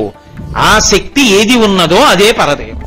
కాబట్టి అటువంటి తల్లి, అటువంటి ఐశ్వర్య ప్రదాత, అలా మనని నిలబెట్టగలిగిన అమ్మ, మనని చివరికి తన కడుపులోకే చేర్చుకోగలిగినటువంటి తల్లి, ఆమె యొక్క భాగ్యమునకు కారణము అశ్వక్రాంతే రథక్రాంతే విష్ణుక్రాంతే వసుంధర. అటువంటి తల్లి నేనేం చేస్తుంటాను అంటే ప్రతిరోజు నీకు నమస్కరిస్తాను. రక్షస్వమాం పదే పదే. అందుకని ఈ శ్లోకాన్ని మంత్రరూపంగా ఉన్నదాన్ని శ్లోక రూపంగా అమ్మవారిని ఉద్దేశించి ఒకసారి చెప్పుకుంటా. అమ్మా, అటువంటి తల్లివి నువ్వు. ఆ తల్లి నీకు నేను నమస్కరిస్తున్నాను. నువ్వేం చేస్తావు? రక్షస్వమాం, నన్ను పదే పదే మళ్ళీ మళ్ళీ మళ్ళీ మళ్ళీ. ఎందుకని? పొరపాట్లు చేయడం నా వంతమ్మా. ఎక్కడ నడిస్తే జారి పడిపోతానో అక్కడికి ఎడతాను. అప్పుడు కలుక్కుని ఏ చట్టం విరిగిపోకుండా అమ్మ పిల్లాన్ని పొదివి పట్టుకున్నట్టు అమ్మా నన్ను పట్టుకో. నేను ధర్మం నుండి జారిపోకుండా నన్ను ధర్మంలో నిలబెట్టు. భక్తి నుండి జారకుండా భక్తిలో నిలబెట్టు. నీ మీద ఉండి, నీ మీద పెరిగి, నీ మీదే నివసించి, నీలోనే తిరిగి, నీలోనే కలిసిపోతాను. కాబట్టి అదంతా నువ్వు సంతోషించేటట్టుగా బతకాలి తప్ప నీకు బరువు అయ్యేటట్టుగా బ్రతకకుండా అమ్మా నన్ను అనుగ్రహించు. ఇది అడగడం కోసమని ప్రతిరోజు ఈ మంత్రాన్ని శ్లోక రూపంలో భూదేవి ముందు విజ్ఞాపన చేస్తారు. ఇది విజ్ఞాపన చేయడంలో ఇప్పుడు మాంసనేత్రమునకు మాత్రమే ద్యోతకమయ్యేది కనపడుతోందా? భగవత్ప్రోక్తమైనటువంటి విషయం ఋషిముఖం గుండా వచ్చి మీకు ఐశ్వర్య ప్రదానం చెయ్యగలిగినటువంటి భూశక్తి ప్రవర్ధకమైనటువంటి విషయం మీకు ద్యోతకమవుతోందా? ఇది ఋషిప్రోక్తమైన విషయాన్ని ఆధారం చేసుకుని పరదేవత యొక్క ఆరాధన చేయుట అన్న మాటకు అర్థం. కాబట్టి అలా భూదేవతని ప్రార్థన చేస్తాం. ఈ భూదేవతని ప్రార్థన చేసి ఊరుకోం. ఆవిడ పట్ల ఎన్నో అపచారాలు చేశాం. ఈ అపచారములు క్షమించి ఆవిడ మనని అనుగ్రహించాలి అని మృత్తికా స్నాన మంత్రములు ఉంటాయి. స్నానం చేసేటప్పుడు కొద్దిగా మట్టి తీసి తల మీద వేసుకోవడం గాని ఒంటి మీద వేసుకోవడం గాని. అంటే పూర్వం ఇలా స్నానాల గదులుంటాయి, గదుల్లో గొట్టాలుంటాయి, గొట్టాల్లో నీళ్లు వస్తాయని ఊహించని కాలం కాదు, మజ్జనం తలముంచుతారని. అందుకని ఏటి ఒడ్డున, నది ఒడ్డున, నూతిగట్టున స్నానం చేస్తారు అని ఊహ చేసి చెప్పినటువంటి విశేషాలు. వాటికి దూరం అయిపోవడమే కలిపురుషుని యొక్క ప్రభావం, రక్షణ హేతువులు పోతూ ఉండడం. అందుకని భూదేవత దగ్గరికి వెళ్ళి భూమితో ఒక మాట అంటారు, అమ్మా నువ్వు నన్ను ప్రధానంగా మన్నించవలసినటువంటి విషయం ఏమిటో తెలుసా? నేను పదునైనటువంటి సాధనాలతో నిన్ను తవ్వుతూ ఉంటాను, ఖననం చేస్తూ ఉంటాను. ఆ తవ్వుతున్నప్పుడు నీకు ఎంత బాధ కలుగుతుందో, ఎంత నీకు ఇబ్బంది కలుగుతూ ఉంటుందో. మృత్తికే హననే పాపం జన్మయా దుష్కృతం కృతం. నేను చేస్తున్నటువంటి పరమ దుష్టమైన పని ఏది అంటే మృత్తికాహననే పాపం. ఆ మృత్తికని, ఆ మట్టిని, ఆ భూమిని గుణపాలు పెట్టి తవ్వడం, పార పెట్టి కొట్టడం, తౌగాలు పెట్టి కొట్టడం, పాదాలతో తన్నడం, మట్టిని నిష్కారణంగా గొయ్యి తీయడం, మట్టిని వేళ్లతో కెలకడం. అందుకే కొన్ని కొన్ని తిథులలో అసలు భూమిని ముట్టుకోరు. భూమిని ముట్టుకోరంటే ఏ ఆయుధంతో భూమిని చెనకరు. ఇన్ని చేస్తున్నానమ్మా, మరి ఇవన్నీ దోషాలు కావు అమ్మ విషయంలో? కాబట్టి మృత్తికే హననే పాపం జన్మయా దుష్కృతం కృతం.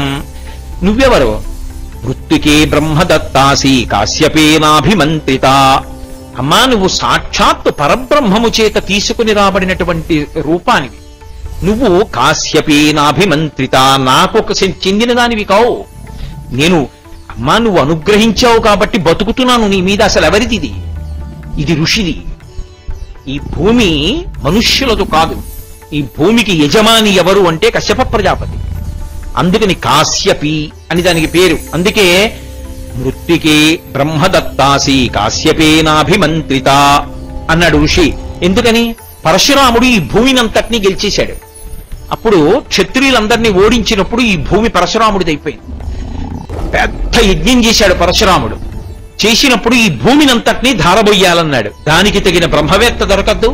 కశ్యప ప్రజాపతిని పిలిచి కశ్యప ప్రజాపతికి దానం చేసేశాడు. ఇదన్నమమా అని నీళ్లు విడిచిపెట్టాడు. విడిచిపెడితే కశ్యప ప్రజాపతి పుచ్చుకున్నాడు. ఈ భూమి కశ్యప ప్రజాపతికి దానం పుచ్చుకున్నాడు కాబట్టి కాశ్యపి. ఆయన అన్నాడు, నువ్వు నాకు దానం చేసేశావు, దానం చేసేసిన దాన్ని ఇక నువ్వు అనుభవించకూడదు, దోషం వస్తుంది. కాబట్టి నువ్వు ఈ భూమి మీద ఉండకెళ్ళిపో. మరి ధర్మం నిలబడద్దు. మళ్ళీ ఆయన్ని అనుమతిస్తే నాకు మీరు పంచల్సాప్ ఇచ్చారనుకోండి, వెంటనే మా ఇంటికి వచ్చి రేపు ఒకసారి కట్టుకి ఇచ్చేస్తాను, నాకు ఇవ్వండి అన్నారనుకోండి, ఇంకేం దానం అది? కశ్యప ప్రజాపతికి ఇచ్చేసిన తర్వాత పరశురాముడు ఎలా ఉంటాడు? అక్కడ ఉండడం కుదరదిక. అందుకని వేరే భూమికి వెళ్ళిపో, నువ్వు ఇక్కడ ఉండద్దు అన్నాడు. అంటే ఆయన ఇప్పుడు సహ్యాద్రి పర్వతం మీద నిలబడి సముద్రుణ్ణి పిలిచి అడిగాడు, నేను ఉండడానికి భూమి కావాలి కాబట్టి నాకు భూమిని ఇమ్మన్నాడు. అంటే సముద్రుడు భయపడ్డాడు. అసలే పరశురాముడు గండ్రగొడ్డలతో చీల్చేస్తాడు, ఇంతమంది క్షత్రియుల్ని చంపాడు.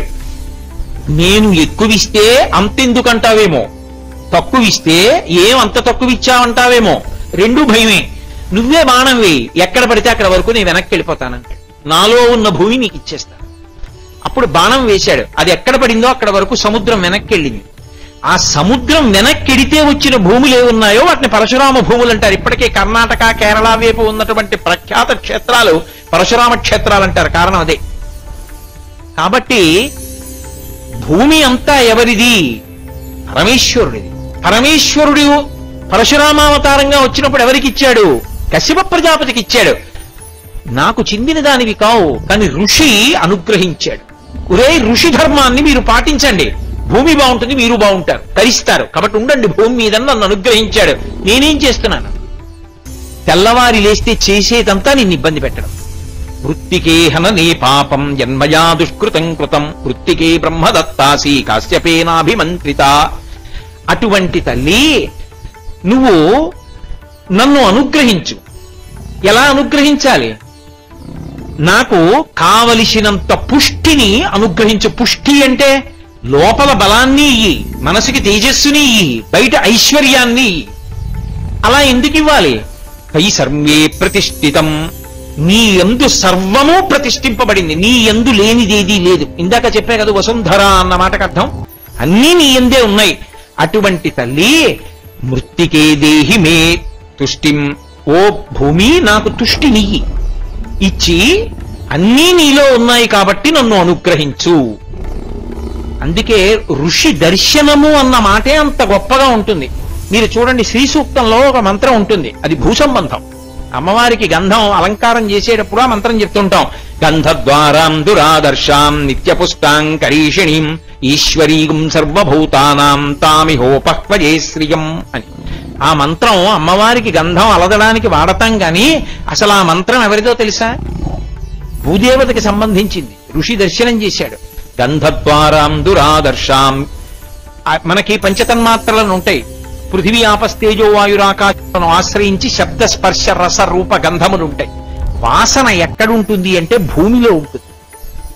వాసన అన్నదంతా భూమికి చెందినది ఉంది కాబట్టి అక్కడ మల్లెతీగ పెట్టాననుకోండి, మల్లెతీగ నుంచి వచ్చిన పువ్వు అంత సౌరభంతో ఉంటుంది. జాజి పువ్వు జాజి సౌరభంతో ఉంటుంది. అది ఎందులోంచి వచ్చింది? భూమిలోంచి వచ్చింది. జాజి తీగకి ఒక మామిడి పండు పండింది అనుకోండి, దాని వాసన ఒకలా ఉంటుంది. ఓ పనస పండు పండింది అనుకోండి, దాని వాసన ఓలా ఉంటుంది. మామిడి పండు దాచచ్చు, పనస పండు దాచలేము. దేని వాసన దాని. వాసనలన్నీ ఎక్కడి నుంచి వచ్చాయి? భూమిలోంచి వచ్చాయి. ఓ భూమి, గంధము నీది. గంధం అంటే వాసన. గంధద్వారాం దురాదర్శాం. అమ్మా, నువ్వు కదిలేటట్టు చేసే శక్తి నాకు లేదు. ఇది నీ యొక్క గొప్పతనం. భూమి కదిలిపోయేటట్టు అంటే భూమి అంతా కదిలిపోయేటట్టు చెయ్యగలిగిన సాధనము లోకమునందుండదు. ఎందుకని?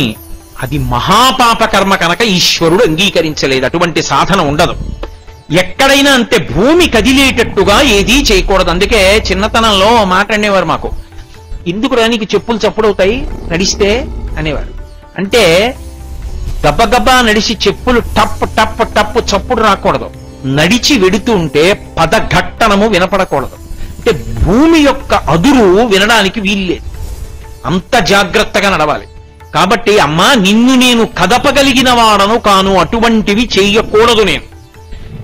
పైగా సమస్త భూతములు నీ నుండే వచ్చాయి, నువ్వే తల్లివి అన్నిటికీ తల్లి నువ్వే.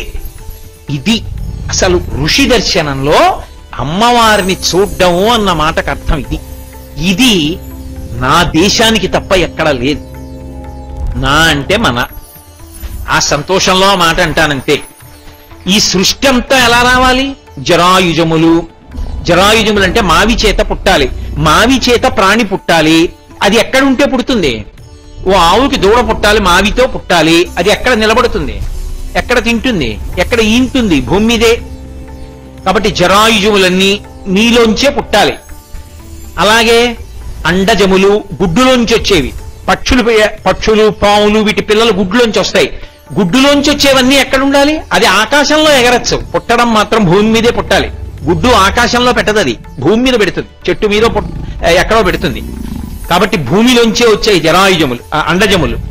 ఉద్భుజములు భూమిని చీల్చుకు పైకొచ్చేవి. చెట్లన్నీ ఎక్కడి నుంచి పుట్టాలి? లతలోను భూమిలోంచే పుట్టాలి. అంతే తప్ప గాలిలోంచి, నిప్పులోంచి, నీటిలోంచి రావు, భూమిని చీల్చుకుని పైకొస్తాయి. కాబట్టి ఉద్భుజములు, స్వేదజములు, నల్లులు, పేలు చెమటలోంచి పుడతాయి. చెమట ఎక్కడ ఉంటుంది? పృథివీ తల మీదే ఉంటుంది. తల పృథివీ స్వరూపం. ఇలా అంటే మట్టి ఉంటుంది అందులో. పైగా మట్టి మీద నేను నిలబడితే కదా నా ఇక్కడ చెమట పట్టడం. కాబట్టి ఆ మట్టి తిని మట్టి మీద ఉన్నవాడికి ఎప్పుడో ఒకసారి గంట విమానం ఎక్కి నేను ఎప్పుడో అక్కడే ఉంటానండి అంటే ఎలా కుదురుతుంది? భూమి మీదేగా ఉంటున్నావు. కాబట్టి అదైనా కాసేపు ఆగి భూమి మీదకే రావాలి. అంటే అలాగే ఉండిపోతానంటే ఎలా కుదురుతుంది? ఎక్కడ పడిపోతుంది? అది కిందకే రావాలి అది కూడా. కాబట్టి ఇప్పుడు జరాయుజములు, అండజములు, ఉద్భుజములు, స్వేదజములు అని 4 రకాలైనటువంటి ప్రాణులన్నీ ఎందులోంచి వచ్చాయి? భూమిలోంచి వచ్చాయి.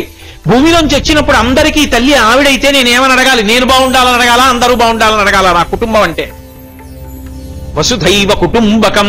ఇదంతా నా కుటుంబం. ఎక్కడి నుంచి వచ్చింది ఈ భావన? ఇదిగో ఈ మంత్రంలోంచి వచ్చింది. గంధద్వారం దురాదర్శాం నిత్యపుస్తాం కరీషిణీం ఈశ్వరీం సర్వభూతానాం తామిహోపహ్వజే శ్రియం. అమ్మా, అందరం నీ బిడ్డలమమ్మా, అందరం నీ బిడ్డలం. కాబట్టి ఏమంటాం? శం ద్విపదే, శం చతుష్పదే. ఇప్పుడు రేపు పొద్దున్న నుంచి శారదా నవరాత్రులు పూజలు చేస్తాం 5వ తారీఖు నుంచి. చేస్తే నేను ఒక్కడే బాగుండాలంటావా? అవశ్యాని శరీరాని, అందరి డబ్బు నాకే రాని అంటానా? అనను. అందరూ బాగుండాలి. శం ద్విపదే, 2 కాళ్ళున్న వాళ్ళందరూ బాగుంటారు. అంటే మనుష్య కోటి అంతా. శం చతుష్పదే, 4 కాళ్ళున్న ప్రాణులన్నీ బాగుండాలి. ఆవులు, గేదెలు, గొర్రెలు, మేకలు, దూడలు ఎందుకు బాగుండాలి? వాటిని నేను కోసుకు తినడం కోసమని కాదు. అవి నేను ఒక అమ్మ కడుపునే పుట్టాం. ఎవరా అమ్మ? ఈవిడే. అందుకని అవన్నీ నా అన్నదమ్ములు, నా అక్క చెల్లెళ్ళు, అన్నీ మా కుటుంబం. అందులో మళ్ళీ నా దేశం, మా ఊరు కూడా ఉండదు. శంధిపదే, ఈ భూమండలం మీద 2 కాళ్ల వాళ్ళు ఎంతమంది ఉన్నారో వాళ్ళందరూ సుఖంగా ఉండాలమ్మా. భూమి అంతా తల్లి అయితే అందరూ మన అన్నదమ్ములు కారండి. అంతే తప్ప ఎవరో కొంతమందే మా అన్నదమ్ములన్న మాట ఈ విశ్వాసమునందు లేకపోవడానికి కారణము ఋషి యొక్క దర్శనము. అందుకు రుణపడ్డాం మనం ఋషికి. కాబట్టి అమ్మా గంధద్వారాంధురాదరుషాం నిత్యపుష్టాంకరీషిణీం ఈశ్వరీగుం సర్వభూతానాం తామిహోపహ్వజే శ్రియం. సమస్త ఐశ్వర్యము దేని ఎందున్నది? నీ ఎందే ఉన్నది. నువ్వు ఇవ్వలేనిది, నేను పొందలేనిది లేదు నీ యందు. అంత శక్తి నీ యందున్నది. ఇక్కడ మీరు ఒక మాట అడుగుతారన్న నాకు తెలుసు. ఏమండి, అలాగైతే ఆరోగ్యం ఇస్తుందా? సంతానం ఇస్తుందా భూమి? సంతానం ఇస్తుంది భూమి అంటే సంతానం లేని వాళ్ళు కొంతమంది ఎందుకుంటారు? ఉండకూడదుగా. మరి అలా ఎందుకు ఇచ్చింది? ఆ మంత్రం ఎలా వచ్చింది? దాని అర్థం శ్రియం, అన్నీ ఆవిడలోంచి వస్తాయి అంటే నువ్వు వేదాన్ని నమ్మి అన్వయం చేసుకోవడంలో ఉంటుంది. అందుకే ఆవిడ ఏమిచ్చిందంటే, ఒకవేళ ఎక్కడైనా ఎప్పుడైనా ఏ కారణం చేతనైనా అమ్మ అవ్వాలి అన్న కోరికలో ఎక్కడైనా కొద్దిగా సమస్య ఏర్పడితే గత జన్మలలో చేసుకున్న పాపమేదో బాధ పెడుతోందని గుర్తు కదూ, అది పోవడానికి భూమియే ఒక అద్భుతమైనటువంటి విషయాన్ని సృష్టించింది అని చెప్పింది వేదం. ఏమిటది? సహస్రపరమాదేవి శతమూలా శతాంకురా సర్వగం హరత మే దూర్వాదు స్వప్ననాశిని. విఘ్నేశ్వరుడికి గరికతో పూజ అంటారు. ఎందుకని? దూర్వా అన్న మాటకు అర్థం ఏమిటంటే సమస్త పాపములను ముట్టుకున్న మాత్రము చేత నశింపచేయగలిగినది. అది ఎలా ఉంటుంది? అది గరిక అంటే భూమి ఇలా పైకి లేస్తే గరిక అనరు, భూమి మీద పాకాలి. అది ఎలా పాకాలి? మళ్ళీ గరిక అంటే ఏమంటే మా పెరట్లో ఇలా లేచింది, అది గరికేనా అండి అని అడగకూడదని స్పష్టంగా చెప్పాడు ఋషి. కాండాత్ పరోహంతి పరుషపరి అన్నాడు. కాండాత్ పరోహంతి అంటే అది పాకుతున్నప్పుడు మొదట ఓ చిన్న పిలక పుడుతుంది, భూమికి అడ్డంగా పెడుతుంది. అక్కడ వేళ్లు పెట్టి మళ్ళీ భూమిలోకి ఎడుతుంది, మళ్ళీ కొంచెం ముందుకెడుతుంది. అక్కడ మళ్ళీ వేళ్లు పెడుతుంది, మళ్ళీ కొంచెం ముందుకెడుతుంది, మళ్ళీ వేళ్లు పెడుతుంది, మళ్ళీ కొంచెం ముందుకెడుతుంది, మళ్ళీ వేళ్లు పెడుతుంది. కాండాత్ పరోహంతి అలా వెడుతూ ఇక్కడ తాతగారు, ఇక్కడ ముందు పెళ్ళయింది. నన్నే తీసుకోండి, ఉదాహరణకి మీకు అర్థం అవడానికి చెప్తాను. నాకు పెళ్ళయింది, నేను ఆవిడ. అక్కడ ఏమైంది? మొట్టమొదట వేళ్లు ఉంచుకున్నటువంటి గరికె కొంచెం ముందుకెళ్ళాను. నాకో కొడుకు, వాడికి పెళ్లి చేశాను. వాడికో కొడుకు, అక్కడ వాడు వేళ్లు ఉంచుకున్నాడు, వాడు తండ్రి, నేను తాత. వాడు తండ్రి, వాడికో కొడుకు, ఆ కొడుక్కి పెళ్ళయింది. వాడికో కొడుకు పుట్టాడు, నా కొడుకు తాత, నేను ముత్తాత, వాడు తండ్రి. ఇప్పుడు ఏమవుతోంది వంశం? ఒకడు కొడుకు, తర్వాత తండ్రి, తర్వాత వాడు తాత.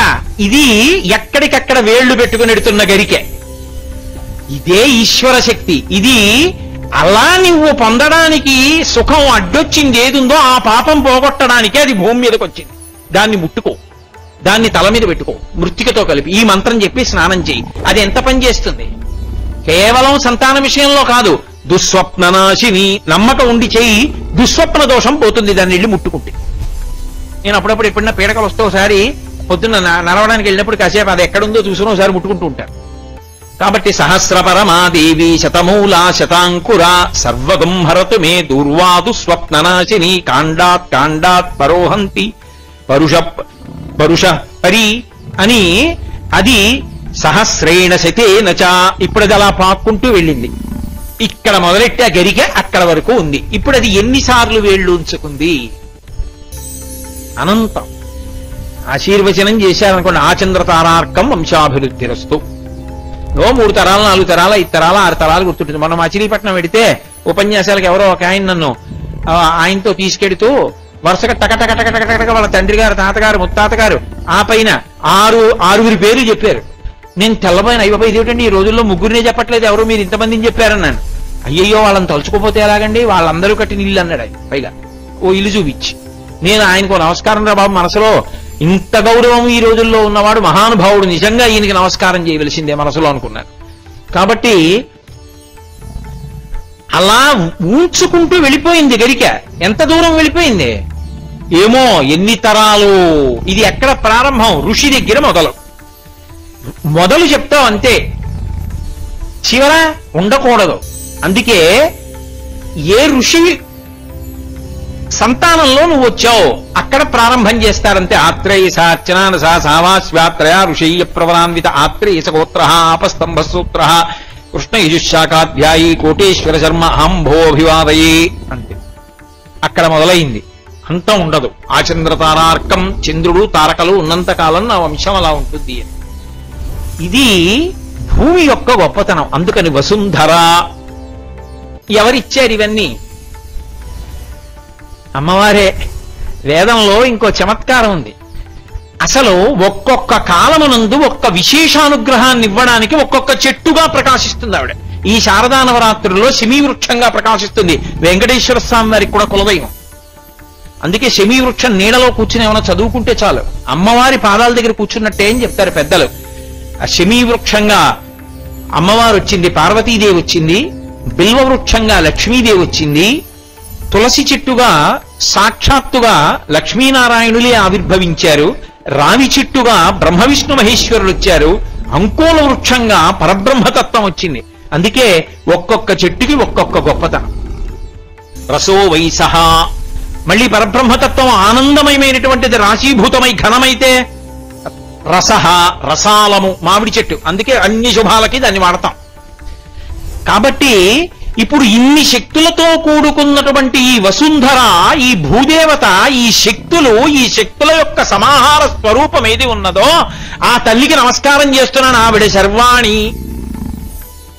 పైకి నువ్వు భూమి దున్నితే ఆవిడలో మళ్లీ మళ్లీ పండించగలిగిన శక్తి నుండి అన్నం ఎందుకంత ఉండాలి దగ్గర నుంచి ఉంది. ఒకప్పుడు సృష్టి చేస్తే ప్రజాపతి దగ్గర నుంచి వెళ్ళిపోయారు అందరూ, నాకు అన్నం లేదని.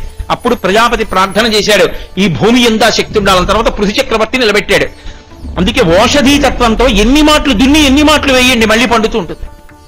అలా ఆవిడ పెట్టగా, అమ్మ రేపు పుట్టినప్పుడు ఏడిస్తే పాలిచ్చాను కదా, ఆ పెళ్లికి వెళ్ళి రావాలి, మా తమ్ముడింట్లో పెళ్లికి అని చెప్పి పిల్లాన్ని వదిలి వెళ్ళిపోతుందా? ఏడిచినప్పుడల్లా పాలిస్తుంది అమ్మ. ఏడిచినప్పుడల్లా ఇస్తుంది, చచ్చే వరకు పెడుతుంది అమ్మ భూమాత. ఆఖరికి అమ్మ నుండి వచ్చినా అమ్మలోకి కలవడు, ఈవిడ నుండి వచ్చి ఈవిడిలోకి కలుస్తాడు. ఎంత గొప్ప తల్లి ఇది! ఋషి దర్శనం. ఆమెలో అమ్మవారిని దర్శనం చేసి 2 చేతులెత్తి నమస్కరించాడు. అటువంటి అమ్మ, నువ్వు నాకు బాహ్యమునందు శరీరాన్ని పోషించు, ఆంతరమునందు ధర్మాన్ని పోషించు, ఆంతరమునందు నా శక్తిని నిలబెట్టు, ఆంతరమునందు నాకు నీ యందు భక్తిని కటాక్షించు.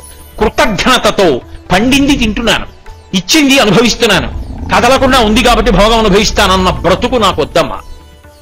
ఇది ఎవరి అనుగ్రహమో ఆవిడికి నమస్కరించి నేను బతికేటట్టుగా కృతజ్ఞతతో కూడిన జీవితాన్ని. కృతజ్ఞత లేకపోతే అంతకన్నా భయంకరమైన జీవితం ఇంకోటి లేదు. బ్రహ్మగ్నీచ సురాపే చోరే భగ్న వ్రతే తథా నిష్కృతి విహితా సిద్ధి కృతఘ్నో నాస్తి నిష్కృతి. అంతకన్నా కృతజ్ఞత జీవితంలో ఇంకోటి లేదు. ఆ కృతజ్ఞతని మించిన పాపం ఇంకోటి లేదు, దానికి నిష్కృతి కూడా లేదు. అందుకే ఇన్ని ఇస్తున్నది అని ఆ శక్తి ఎక్కడుందో ఆ శక్తిని ఎలా నిలబెట్టచ్చో, నిలబెట్టడానికి సాధనాలు ఎలా ఇచ్చిందో, ఆ సాధనాలు ఎలా వాడుకోమందో కూడా ఋషి పరమేశ్వరుని యొక్క మాటగా విని మళ్ళీ మనందరికీ కూడా మంత్రాన్ని ఇచ్చాడు. ఎందుకని? ఇలా మీ జీవితాల్ని మలుచుకోండి, ఇలా భూమిలో ఉన్నటువంటి అనుగ్రహాన్ని వాడుకోండి, మీరు తరించండి, అమ్మకి బరువు కాకండి, భగవంతునికి చేరువకండి అని చెప్పడం కోసం అది ఉపాసనగా మారింది. ఇది ఇలా ఉపాసనగా మారడము అన్న మాటకు అర్థం. నేను ఇందాక మీతో ఓ మాట అన్నాను, శారీరకమైన మానసికమైన 2 రకాలుగాను ఆవిడ అనుగ్రహించగలిగినటువంటి శక్తులను ఋషి దర్శనం చేశాడని. ఇదే శర్వాణి అన్న నామానికి పక్కనే అమ్మవారికి భవాని అని ఒక నామం ఉంటుంది. అదొక పరమాద్భుతమైనటువంటి నామం. అసలు ఆ భవాని అన్న పేరుతో ఆవిడ ఎలా ఉంటుంది, ఎంత గొప్పగా మనది తిప్పుతుంది, ఎలా అనుగ్రహిస్తుంది, ఋషి దాన్ని ఎలా దర్శనం చేశాడు, మనని ఎలా దర్శనం చేయమన్నాడు, ఎలా భక్తితో బ్రతకమన్నాడు, ఎలా వాడుకోమన్నాడు అన్న విషయం ఆ భవానీ అన్న నామం పేరుగా కాదు. ఏదో కోటేశ్వరరావు అన్నాకు లౌకిక నామం పెట్టినట్టు ఆవిడికి భవానీ లేదు. అలా అయితే శర్వాణి చాలదా? ఉందిగా ఓ పేరు. మరి ఏంటి భవానీ, శర్వాణి, శాంకరి, శ్రీకరి ఇన్ని పేర్లు ఎందుకు ఆవిడికి? అంటే పేరు వెనక గుణం ఉన్నది. ఆ గుణమును నువ్వు స్మరిస్తే భక్తి వస్తుంది. భక్తి వస్తే తరించడానికి అవకాశం వస్తుంది. ఏమిటి ఆ అమ్మవారికి ఎందుకు మళ్ళీ క్షితిస్వరూపుడైనటువంటి పరమశివుని యొక్క శక్తి స్వరూపంగా శర్వాణే కాకుండా ఆవిడ భవానిగా ఎలా మారింది? ఎందుకు భవానీ అవుతుంది? శర్వాణి భవానీ ఎలా అవుతుంది? అయితే మనం తరించడానికి భక్తి అన్న మాట అందులోంచి ఎలా ఉత్పన్నం అవుతుంది? ఈ విషయాన్ని రేపు సాయంకాలం 6:30 మనం తిరిగి కలుసుకున్నప్పుడు విజ్ఞాపన చేస్తాను. ఎందుకంటే నాకు శరీరం చాలా బడలిపోయింది ఇవాళ. అందుకని రేపు సాయంకాలం 6:30 కలుసుకున్నప్పుడు తప్పకుండా చెప్తాను. ఎందుకంటే ఇప్పుడు మొదలు పెట్టిన అయ్యే విషయం కాదు. అందుకని మళ్ళీ రేపు సాయంకాలం 6:30కి కలుసుకుందాం. 2వ తారీఖు అది ఇవాళ 3. ఇంకేముంది, 4వ తారీఖు ఒక్క రోజు మనందరికీ బ్రహ్మాండమైనటువంటి ఉత్సవం ప్రారంభమైపోతుంది. కాబట్టి శారదా నవరాత్రుల గురించి కూడా రేపు ఉపన్యాసం తర్వాత మళ్ళీ మీకు కొంత పరిచయ వాక్యాలు పలుకుతాను. ఇవాళకి మీరు చాలా బడలిపోయారు ఆలయ శుద్ధి కార్యక్రమంలో పాల్గొని. కాబట్టి చక్కగా ఇంటికి వెళ్ళి పలహారం తిని హాయిగా బొజ్జుని రేపు లేచి 6:30కి రండి. మంగళాశాసన పరై మదాచార్య పురోగమై సర్వైశ్చ పూర్వైరాచార్యై సత్కృతాయాస్తు మంగళం. మంగళం కోసలేంద్రాయ మహనీయ గుణాత్మనే చక్రవర్తి తనూజాయ సర్వభౌమాయ మంగళం. ఉమాకాంతాయ కాంతాయ కామితార్థప్రదాయినే శ్రీగిరీశాయ దేవాయ మలినాథాయ మంగళం. సర్వం శ్రీ ఉమామహేశ్వర పరబ్రహ్మార్పణమస్తు. స్వస్తి.